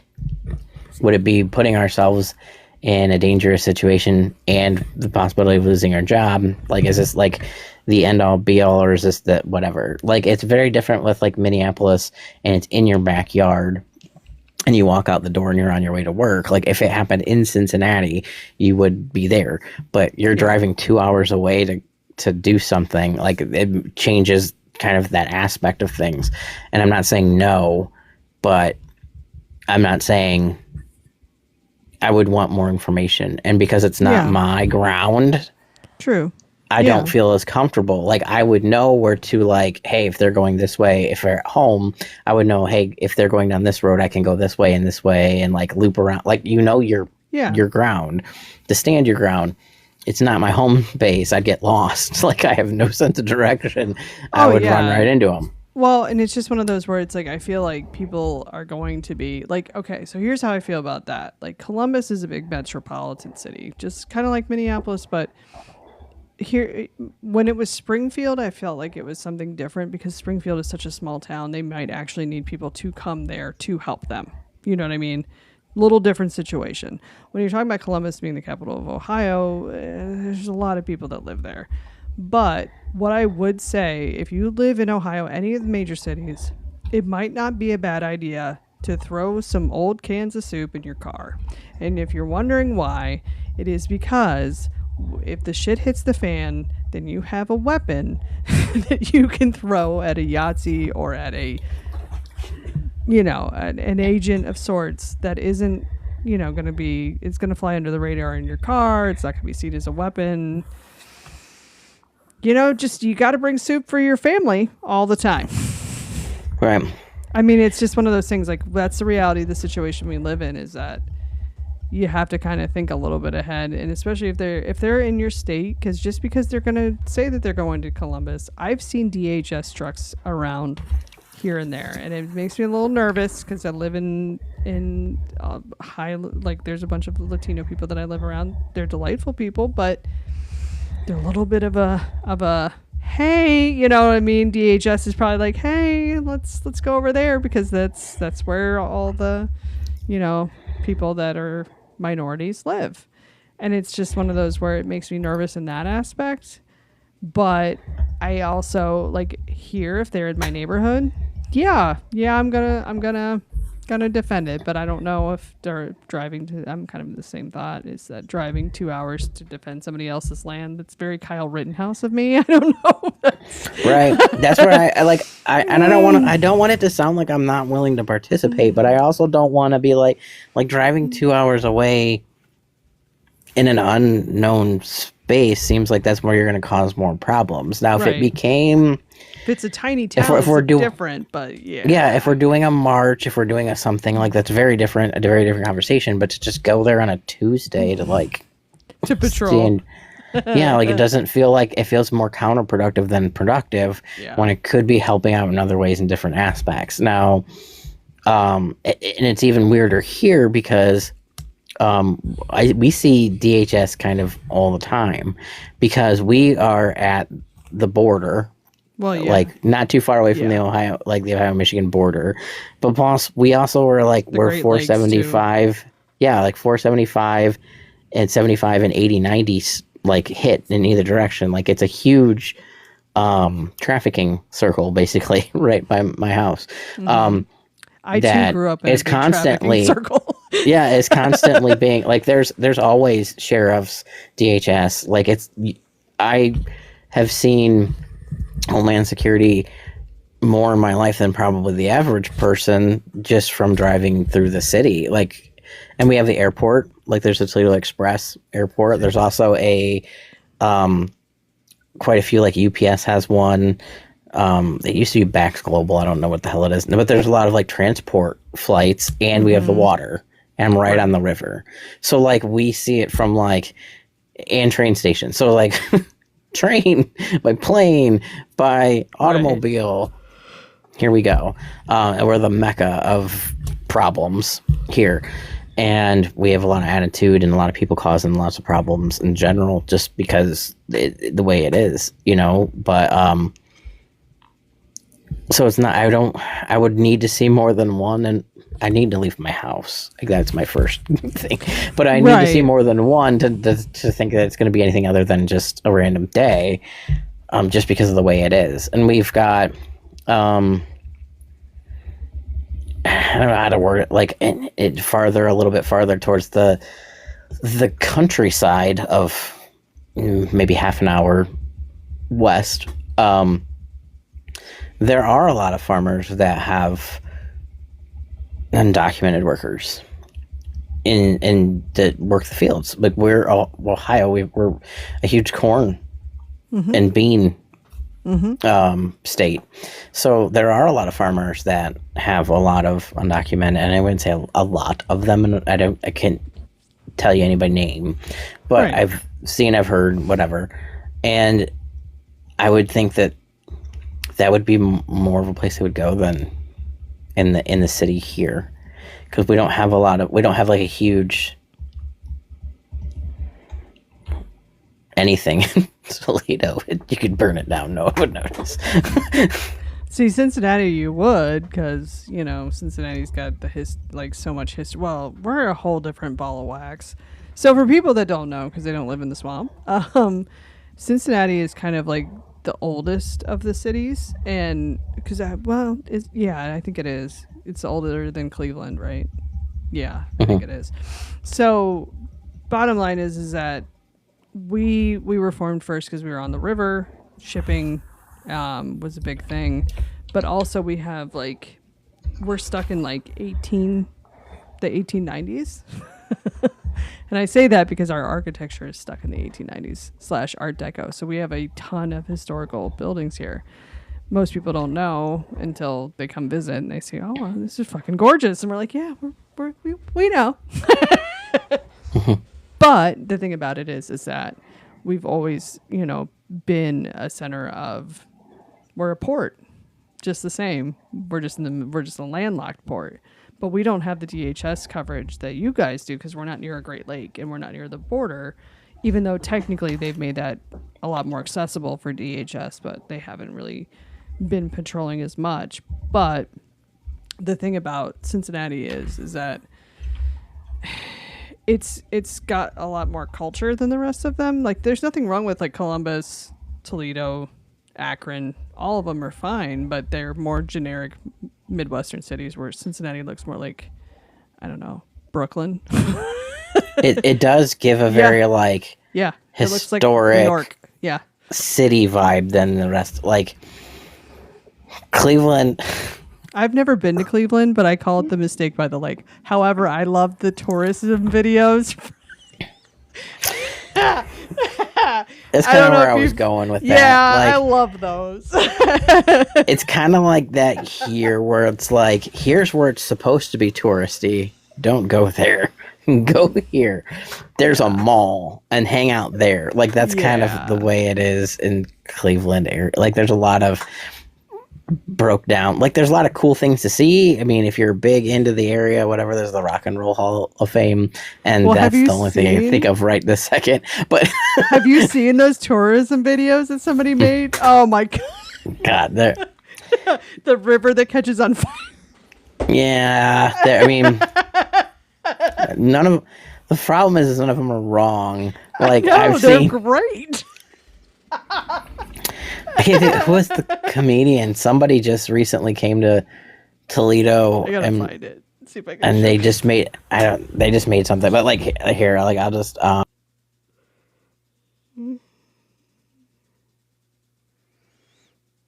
I don't know if I can show it on do one of these, but I'll try. Because I'm sure there's a way I could probably put it on the screen, but I don't want to mess with that right now. People an idea. Here is Ohio. Oh yeah, that. Okay, I was gonna say the Cleveland tourism video, but yeah. I'm no, I'm up this region, and then you're down in this region. Yeah, I'm in the south, and then by the way. Columbus is the capital for all of you guys who don't remember, and Cleveland's over here. So like these are the big blue areas. I thought Toledo and Cleveland were way closer together. I'll be honest. I never really looked at it. We're pretty far apart. Yeah. Like, it's almost the same because of the lake and the drive. It's almost the same from Cleveland to Columbus, honestly. Mansfield's probably the coolest of all of them. Yeah, I have legitimately wanted to go to Mansfield because it looks really kind of cool. But how far are you from Columbus? Like 2 hours or? I'd have to Google that. I think it's farther. I think it took us 6 hours to get to Cincy, so I'd say probably a 4 is a good bet. Okay. I mean, look. Well, let me see if I can find the tourism video for those that have not seen oh my god. All right. I'm going to try to play it, but it's probably going to look like crap because I'm going to play it on my phone. Here we go. You can't see it really. Yeah, you got to turn your background off. Yeah, I do. Hold on. I also got to put the sound on my phone. So, what do I have to do? Turn your background off. I can. I'm the host. Oh, that's right. You get nothing. Great. All right. Well, I'll just play the audio because that's really the funny part. Fun times in Cleveland again. Still Cleveland. Come on down to Cleveland town, everyone. Under construction since 1868. See our river that catches on fire. It's so polluted that all our fish have AIDS. We see the sun almost 3 times a year. This guy has at least 2 DUIs. Flats look like a Scooby-Doo ghost town. Don't slow down in East Cleveland or you'll die. Our economy's based on LeBron James. Buy a house for the price of a VCR. Our main export is crippling depression. We're so retarded that we think this is art. It could be worse though, at least we're not Detroit. We're not Detroit. Which is great. Which is great because they call Toledo the Little Detroit. So like that's what. And by the way, I'm sorry that they use the R word, but yeah. Yeah, Cleveland is 2 hours away, and Columbus is 2 hours and 20 minutes away. Okay, so it looks so they're way about bigger. The same. It looks way bigger than it is. So you're. I think it's because most of Cleveland is, like I think it would take the Pike to get to Columbus before I would take it. Like this, it'd just be state route. Like it would just be different. Yeah. You know what I mean? Yeah.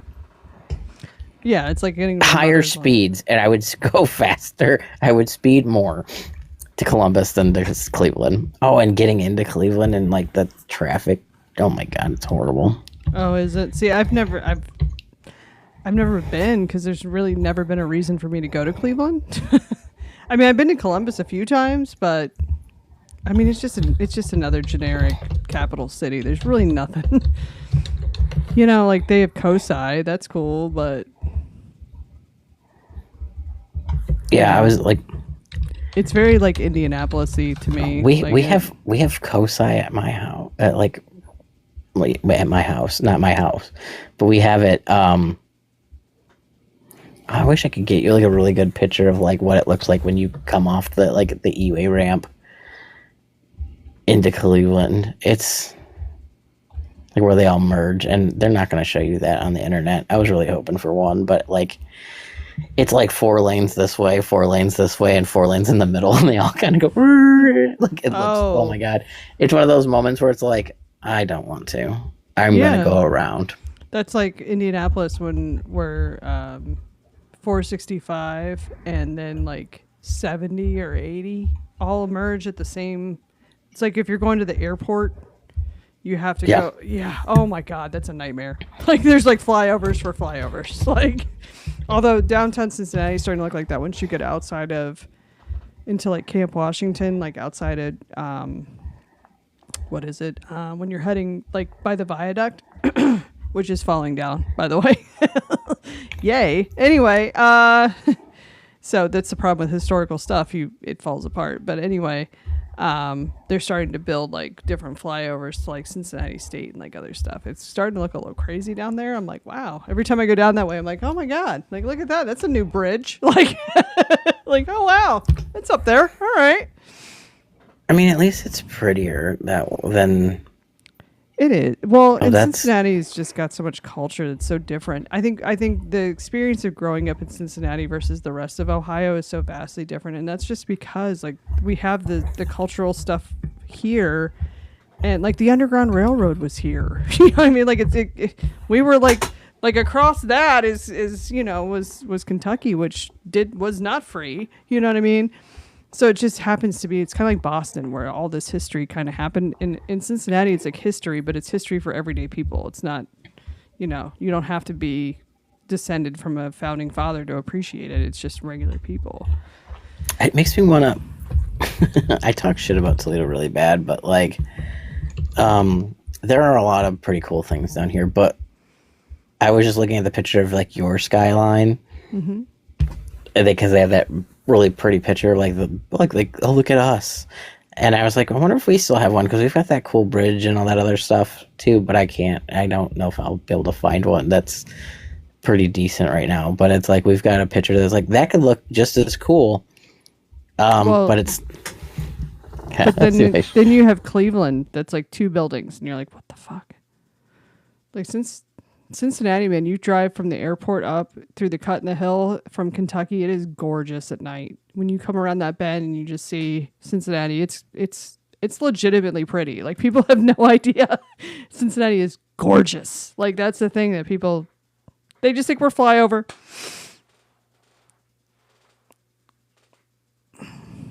Oh, you're just the Liberty screen.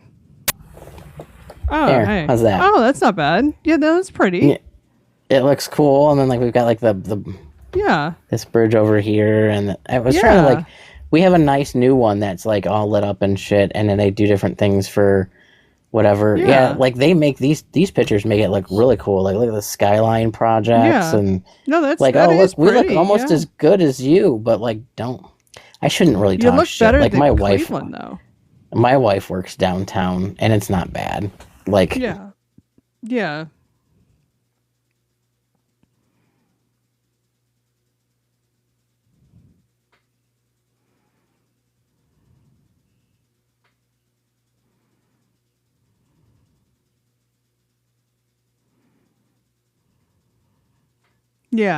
the walleye I know because they play the Cyclones all the time. Yep.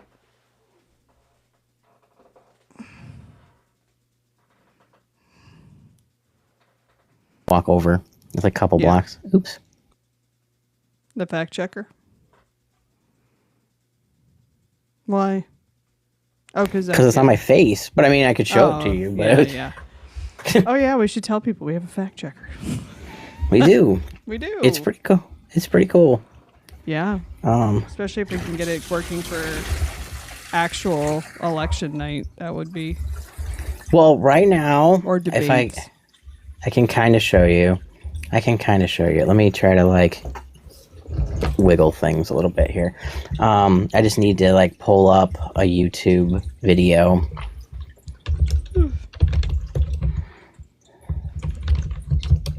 Well, and I was going to say too, like Cincinnati's a little different because Over the Rhine was like a historical neighborhood, so they saved it, and that's what looks like Brooklyn. But it's been very new that it looks like Brooklyn. Before it looked like a shithole.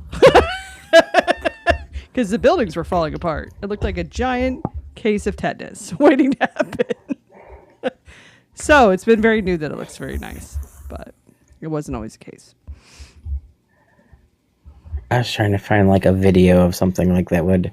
By the way, I think that my clicker exceeded the amount that TikTok will allow it to like it. To click for. Yeah. That's probably true.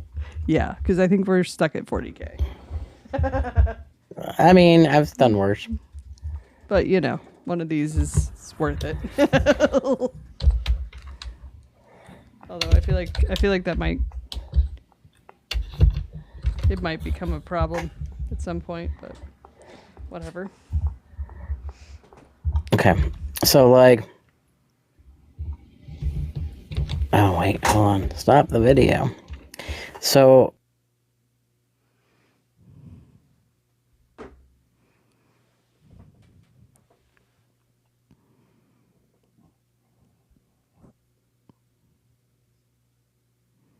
that good.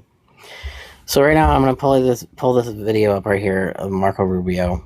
I'm just going to take the link, copy it, and put it in this YouTube URL. Maybe. It's hard to do. I'm kind of like doing it with one hand. And I'll hit start. And it will play the video in caption. And it's going to download the captions at the same time as it's going. This might be a little bit of a long one. Go. I have to play it at the same time.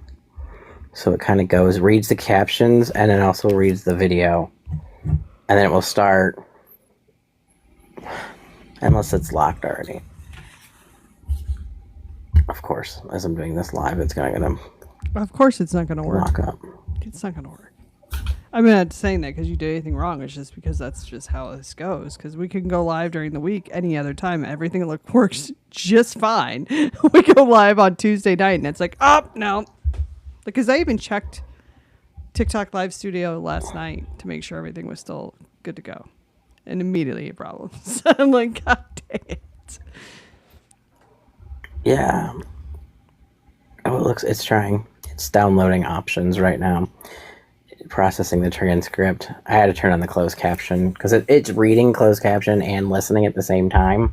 Right. And I'm the volume up, so that might be why it's doing that, because it's trying to listen and read at the same time to kind of like make sure that the information's not inaccurate. So, and then it's going to.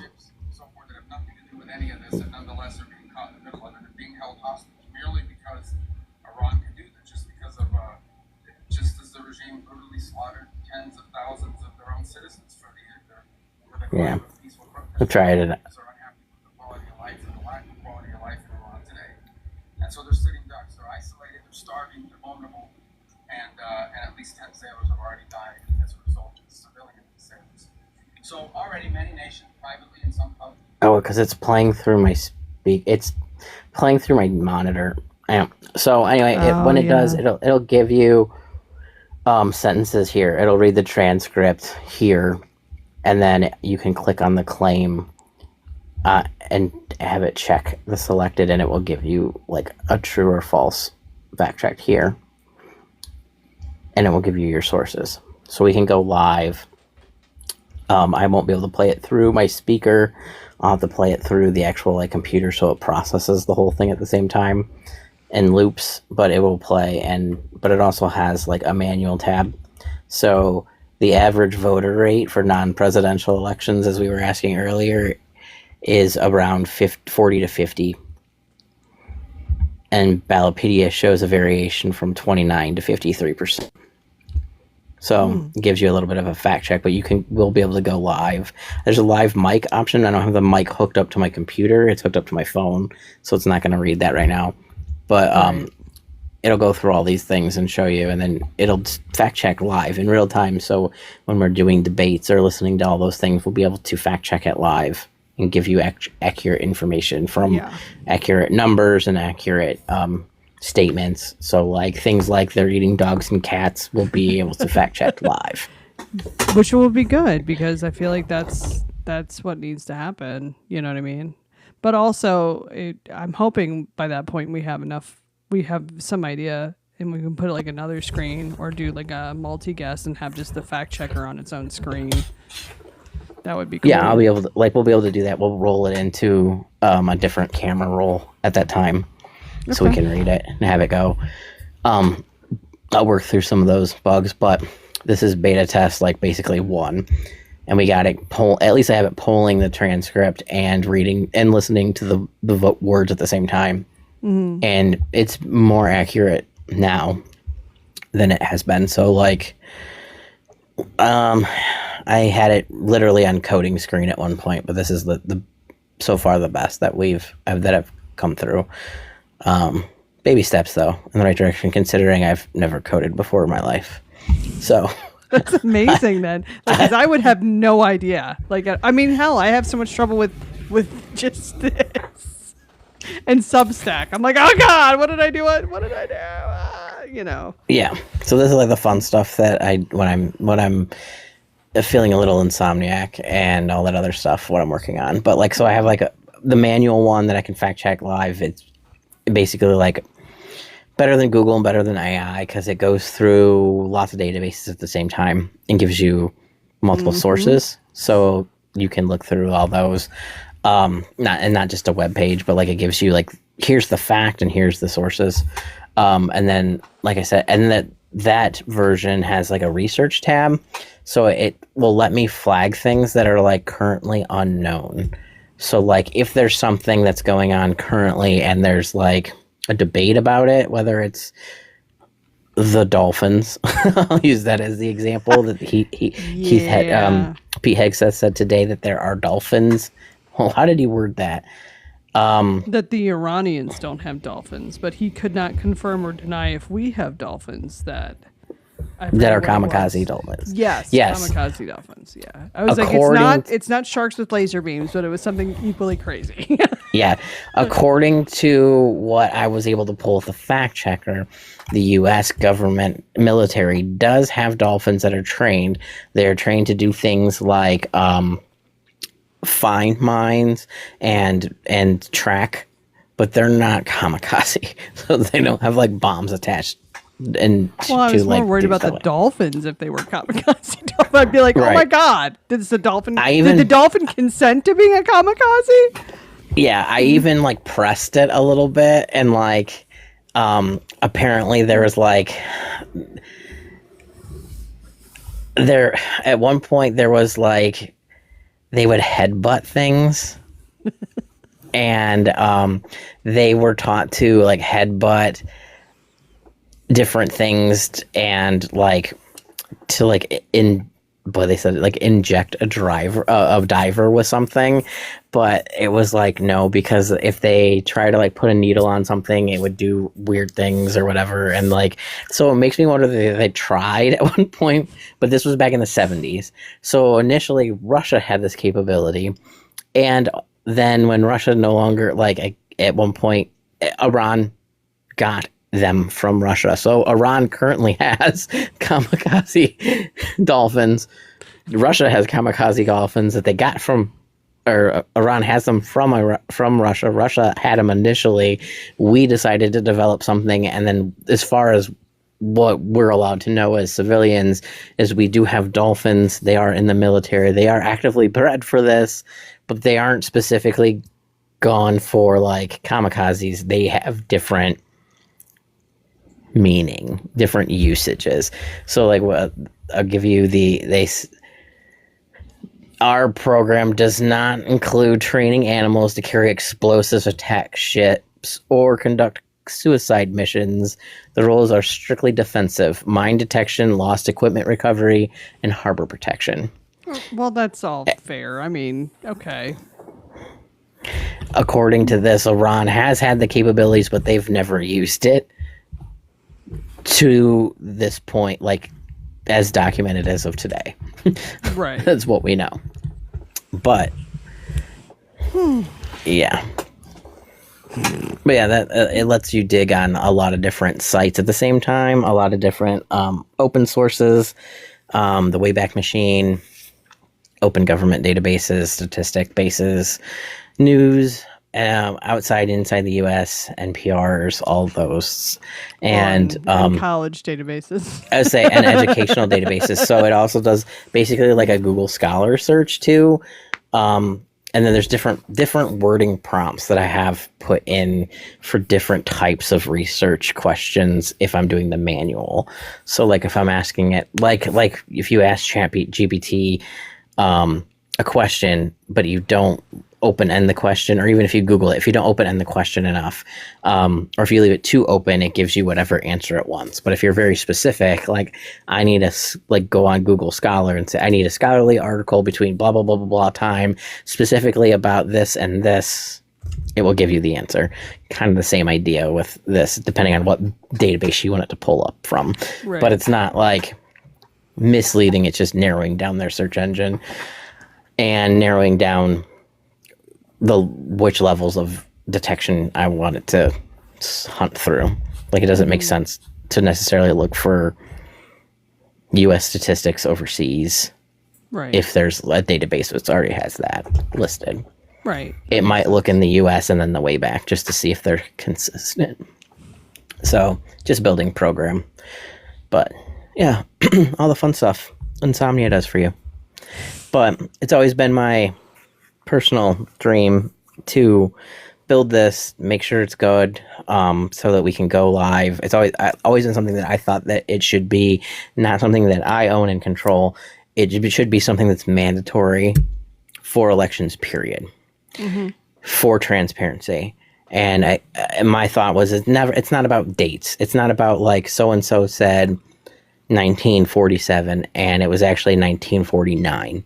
I don't give a shit about dates that much. Right. As long as you're in the right era, you're not saying 1947 and you mean 1974 and you mix up numbers. Okay, that's fine too. But like talking about two different time periods and you knowingly mislead people to think that we haven't done something since, whatever. But the idea is to like, so people can see in real time, facts. And know how it's being misused. So there are options for like true, false opinions, and then there's like kind of like a third, not necessarily not known, where it's like trying to figure out, like, depends on how you word that kind of in the middle. And somebody said, are you talking about Jeeves? Yeah, Tabby has named it Jeeves because she wanted to bring back Jeeves. Okay. I'm still coming up with the best name for it. I haven't like figured out what I'm gonna call it yet when it's done. Right now it's just labeled as Fact Checker because I just needed something to give it a name while I'm working on it. But it might have something better at one point, and whether I sell it to somebody or however the world works in the long run. But again, I always like back to my initial thought was it should always be kind of for transparency purposes, something that should be done during every debate. You should know where your person stands. You should know what they're telling you, if it's true or false. You should know where they, if they're lying about something, you should know. Everybody should know about it. It shouldn't be mandated by, it should be government mandated. It should go like as a ticker on the bottom of your screen. So like that's the next build, is to adding it into a ticker so it can scroll across their screen as we watch things live with you guys. Just so you can see it happening in real time. If someone lies, if the statistics are purposely misleading, if someone says, like 90% of the U.S. agrees with so-and-so that blah, and it's going to tell you no, because according to, the last polls, only 2% want this to happen, or the cost of milk. Yeah, that would be awesome. Yeah, that would be great. Or it's like a Scopes. It's like, and liar, pants on fire, because Don would not pass that test at all. No. The eating the dogs and eating the cats would have made the thing go, just explode. Absolutely. Seen like the smoke come out, like, and we've broken the fact checker. Yeah. Well, and that, I get back to like, that's the point. Like, we should be able to know when people are lying, and it shouldn't be a person who's debating telling you that we shouldn't be fact checking this stuff. And we shouldn't leave it up to the media anymore, because the media has proven its alliance one way or the other. Right. So it needs to be somebody. And so I volunteered as tribute to create the program, to run it during debates. Just like I said, still working bugs out, but I mean, I've never coded before, so like, give me Right. some credit. Well, But and like there were but- so many things like in the last couple debates that he had said or did, and I was just like, that is woefully underreporting the actual truth. And yeah, there needs to be something that's objective to be able to say like, no, this is definitively not true, because that is the bigger problem, is that, you know, he gets away with just blatantly lying because nobody's calling him out. Not only is nobody calling him out, but there's no actual objective way to call him out in real time. But yeah, and this way it's not up to a news anchor. It's not up to, you know, who's the curator or whoever it is that's manning the moderator, that's manning the debates or anything like that. Like, this program can be ran as long as there's a live stream that I can put a web page in.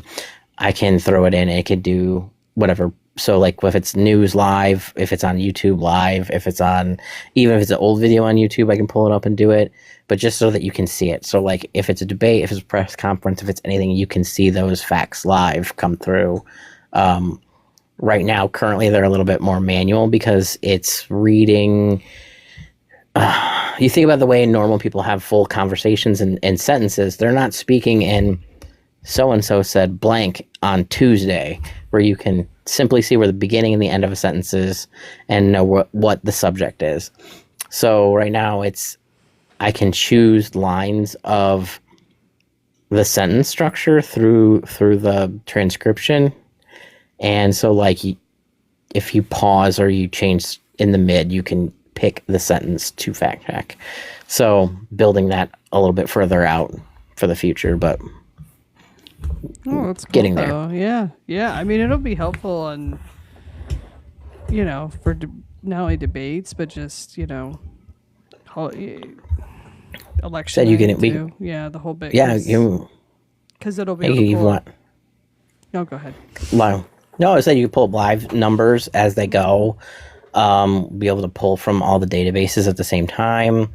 You'll be able to see things that maybe not necessarily as fast as what the news is reporting on it. So like if they're dumping it into a database and I can find that database, I can pull it just as fast, or if not faster than the news. So, which might be nice. Yeah. But yeah, adding that to the cool things that we can do. I just got to know where the base is to link to, and I can link it to basically anything. But yeah, just sentence structure is kind of a little bit more complicated because normal people conversation is going to be fine. But if you're thinking about who we're talking about specifically, he rambles and switches topics mid-sentence. So I've played a lot of videos of specifically him to try to catch it, for it to detect, and it struggles with that's not a full sentence, or that's a half thought, or you know, like, or that subject changed in between. Yep. So you can kind of highlight the full thought, like the thought that you're like, he lied about this area but changed the subject, and you can kind of like zero in on it more, so you can choose what it's actually fact checking. Because it's like I've got a lot of incoherent sentence errors. Yeah, it's a little struggle, but well, it happens. I mean, shit. Especially with Don, because my God, you know, I mean, he talked about somebody that just is on 16 topics at the same time, and then wants to talk about the economy, and, you know, affordability is not a thing. It's a Democratic hoax, and oh my God. Yeah, it actually gave me like the origin of the word. I like that was one of the things that I did before. You made the origin of the word and like when it became part of the normal vernacular and like history and what would be considered, like it gives you like I had to like stop some of the scoping on it too because it was giving me like dissertations on words. But oh my God, yeah, it's a fun build. Still, I mean, it's useful. You know what I mean? Like it'll. Yeah, I mean, it's gonna make it way easier to be like, that's a lie. Right.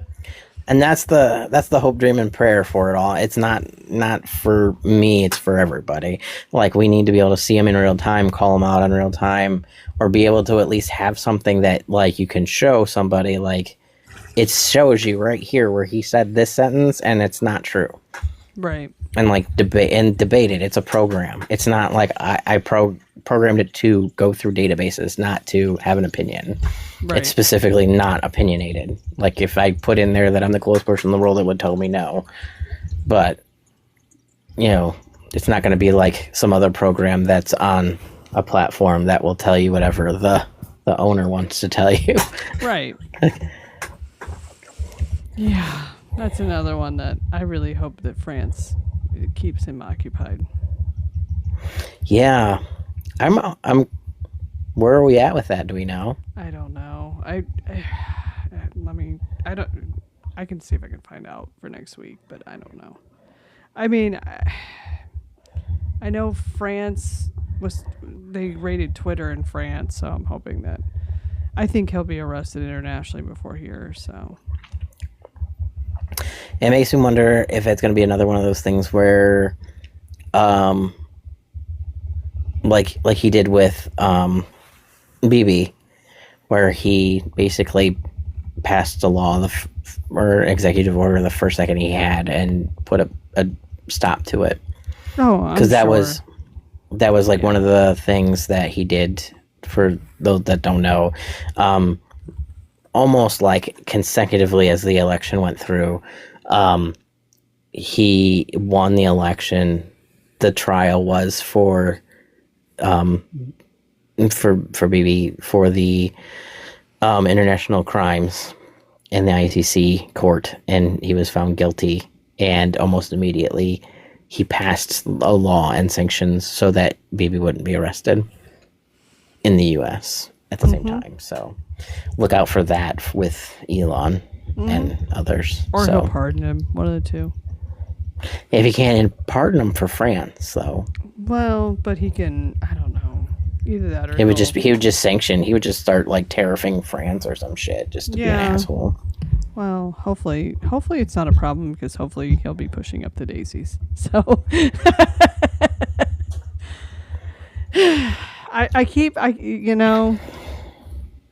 Instead of go little rock star, it should be go little blood clot. Just. Yeah, I just wish like people would I know we all know the address on Pennsylvania Avenue. When you just start telling everybody 1100 South Ocean Boulevard, Palm Beach, Florida, so people know that one too, in case there's anybody in the Echoverse that wants to hear that.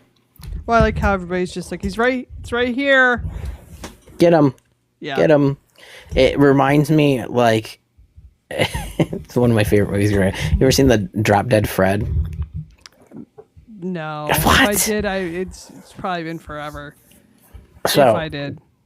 Drop Dead Fred is her imaginary friend basically, and does shit and gets her in trouble. But one of the things, as she's like grabbing hors d'oeuvres off this tray, is they're at like a toga party, so like guy's wearing this toga outfit.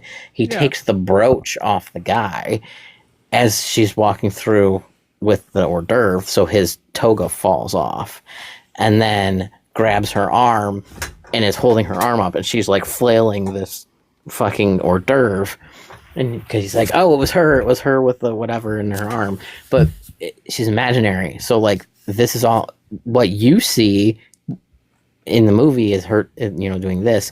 But when in real life, according to this, what happens is she walks up, takes the brooch, and then just starts wailing the food around in the air. But that's why I think about it, like every time, like it's him, Right? Just wail, just make it real obvious. Well, and like I don't know, I feel like each time, I feel like each week, it's almost like this has got to be it. Like he just looks more and more like hot garbage. Like he really does. Like it just doesn't look well, and it's like how much longer is he gonna? I mean, hold on. Even his niece is like, I'm seeing so many parallels between my grandfather and him, and yet the horrors persist. I mean, the orange horror persists. I mean, it's just. Yeah, I mean, it's got to be close. The stress of the war has got to. Maybe not though, because I don't think they're telling him what's going on. Well, like, he's a sadist. He doesn't care about the loss of life. but he cares about his numbers. That's true. Yeah, but still, I don't know. I don't know if they're just not telling him or if he just doesn't. I don't think he knows. Yeah. I really don't. I think that, like, the same as everything else, I think that they sit around and tell him what he wants to hear, and then that's what he goes off of. And that's why he goes on TV and says, I've got the greatest numbers and blah, blah, blah, blah, and you're a liar because you keep telling everybody I don't have the greatest numbers. Because I think they really tell him that he has the greatest numbers. They just blow smoke up his ass, and he's like, that's right. That's got to be right. Right. I mean, yeah, he's just, I don't know. I just keep hoping beyond hope that one day, but then, they send him down to wherever the hell he's got to go for whatever, and then he's fine again, and I'm like, God damn it. Like, how? Yeah, you ever figure out about, like, his dentist appointment or whatever? No. I mean, we're not going to figure it out, because I feel like anymore it's just, they're not going to. He probably had another cognitive test. Is probably what he had to do. Yeah, I'm sure it wasn't the actual dentist, but it would be nice if he did come back at the dentist. Like, he clearly had, like, one tooth that was, like, a chiclet or something. Like, can we make it, like, super obvious that he, like, fucked up a tooth golfing? Right. Because that would be the best. Like, he knocked his whole damn tooth out because he was fucking golfing. Well, first off, he doesn't have teeth because he clearly wears dentures. So I don't think all of them are. I don't know. Like, the bottom ones look really fucked up sometimes. Well, the spacing. It's because they're slipping out of his mouth. At least part of them are, because he's constantly doing that. Like, I can't do it because I don't have dentures. But yeah. That sound, that slidey, like he needs Fixodent yesterday sound. Yeah. Yeah. But it's the push back and suck the spit out of the rim of your dentures. Like, it's the grossest noise. Oh. It's just a gross thought. Like, oh. But anyway, we've been chatting for like almost 3 hours. So that's about right. It's about time for me. I'm fading. I'm starting to. I get you. So it's time. It is. But it's been real, and I don't know. I mean, we didn't really discuss MAGA's exodus because I think we're all kind of waiting to see what happens, but I don't know. One day at a time, Yeah. I feel like anymore it gets so exhausting. Just the crazy on crazy. It's just, I don't know. Like, I feel like I know and some of it's the astrology too. The astrology is going to get nuts this summer. So whatever people have to do, like, to maintain their sanity, try to do, because things are they're going to get worse before they get better. Yeah. Unfortunately, I'm just saying from an astrological point of view, whether or not you believe in that is a whole nother ball of wax, but go outside, touch grass, ground yourself, garden if you need to. Yeah. Keep your peace. Clutch. Yeah. That, and it's just, I don't know. Like, I've had a rough week health-wise. Like, my stomach, I'm starting to look more and more like I'm pregnant again, which is not great. I'm not actually pregnant. Hopefully it's just a flare and not a new obstruction. So, well, to be fair, it looked like it was more on the side of your site. So it made me think more flare when you did your video. Yeah. Well, and, nobody wants to make a video like that, but I also know that I have something that people are terrified of ever happening to them. And if I can be like, hey, this is what it looks like when you do this, then it's not. So we'll see. But because even my husband's like, that is much bigger. I'm like, shit, that's not what I wanted to hear. So I don't know. We'll see how I feel tomorrow. Hopefully I don't have to go and have imaging or anything, but I don't know. We'll see. It is what it is. Well, fingers crossed for you. Hopefully everything's fine. And even if it is bloaty, irritation, things like that, it's something that can be hopefully maintained without anything big. Right. That's the goal. So, but anyway, but I'm going to skedaddle, and it's been real as always. And we'll catch you guys next week. And hopefully we have a more cohesive topic. Anymore, it's just like what fuckery is afoot this week, and there's not really I don't know. I mean, we could start teaching more, but I feel like current events is much more practical right now because of all the fuckery. So Yeah. we'll see. But anywho, it's been real, and catch you guys later. Bye. See ya. Bye.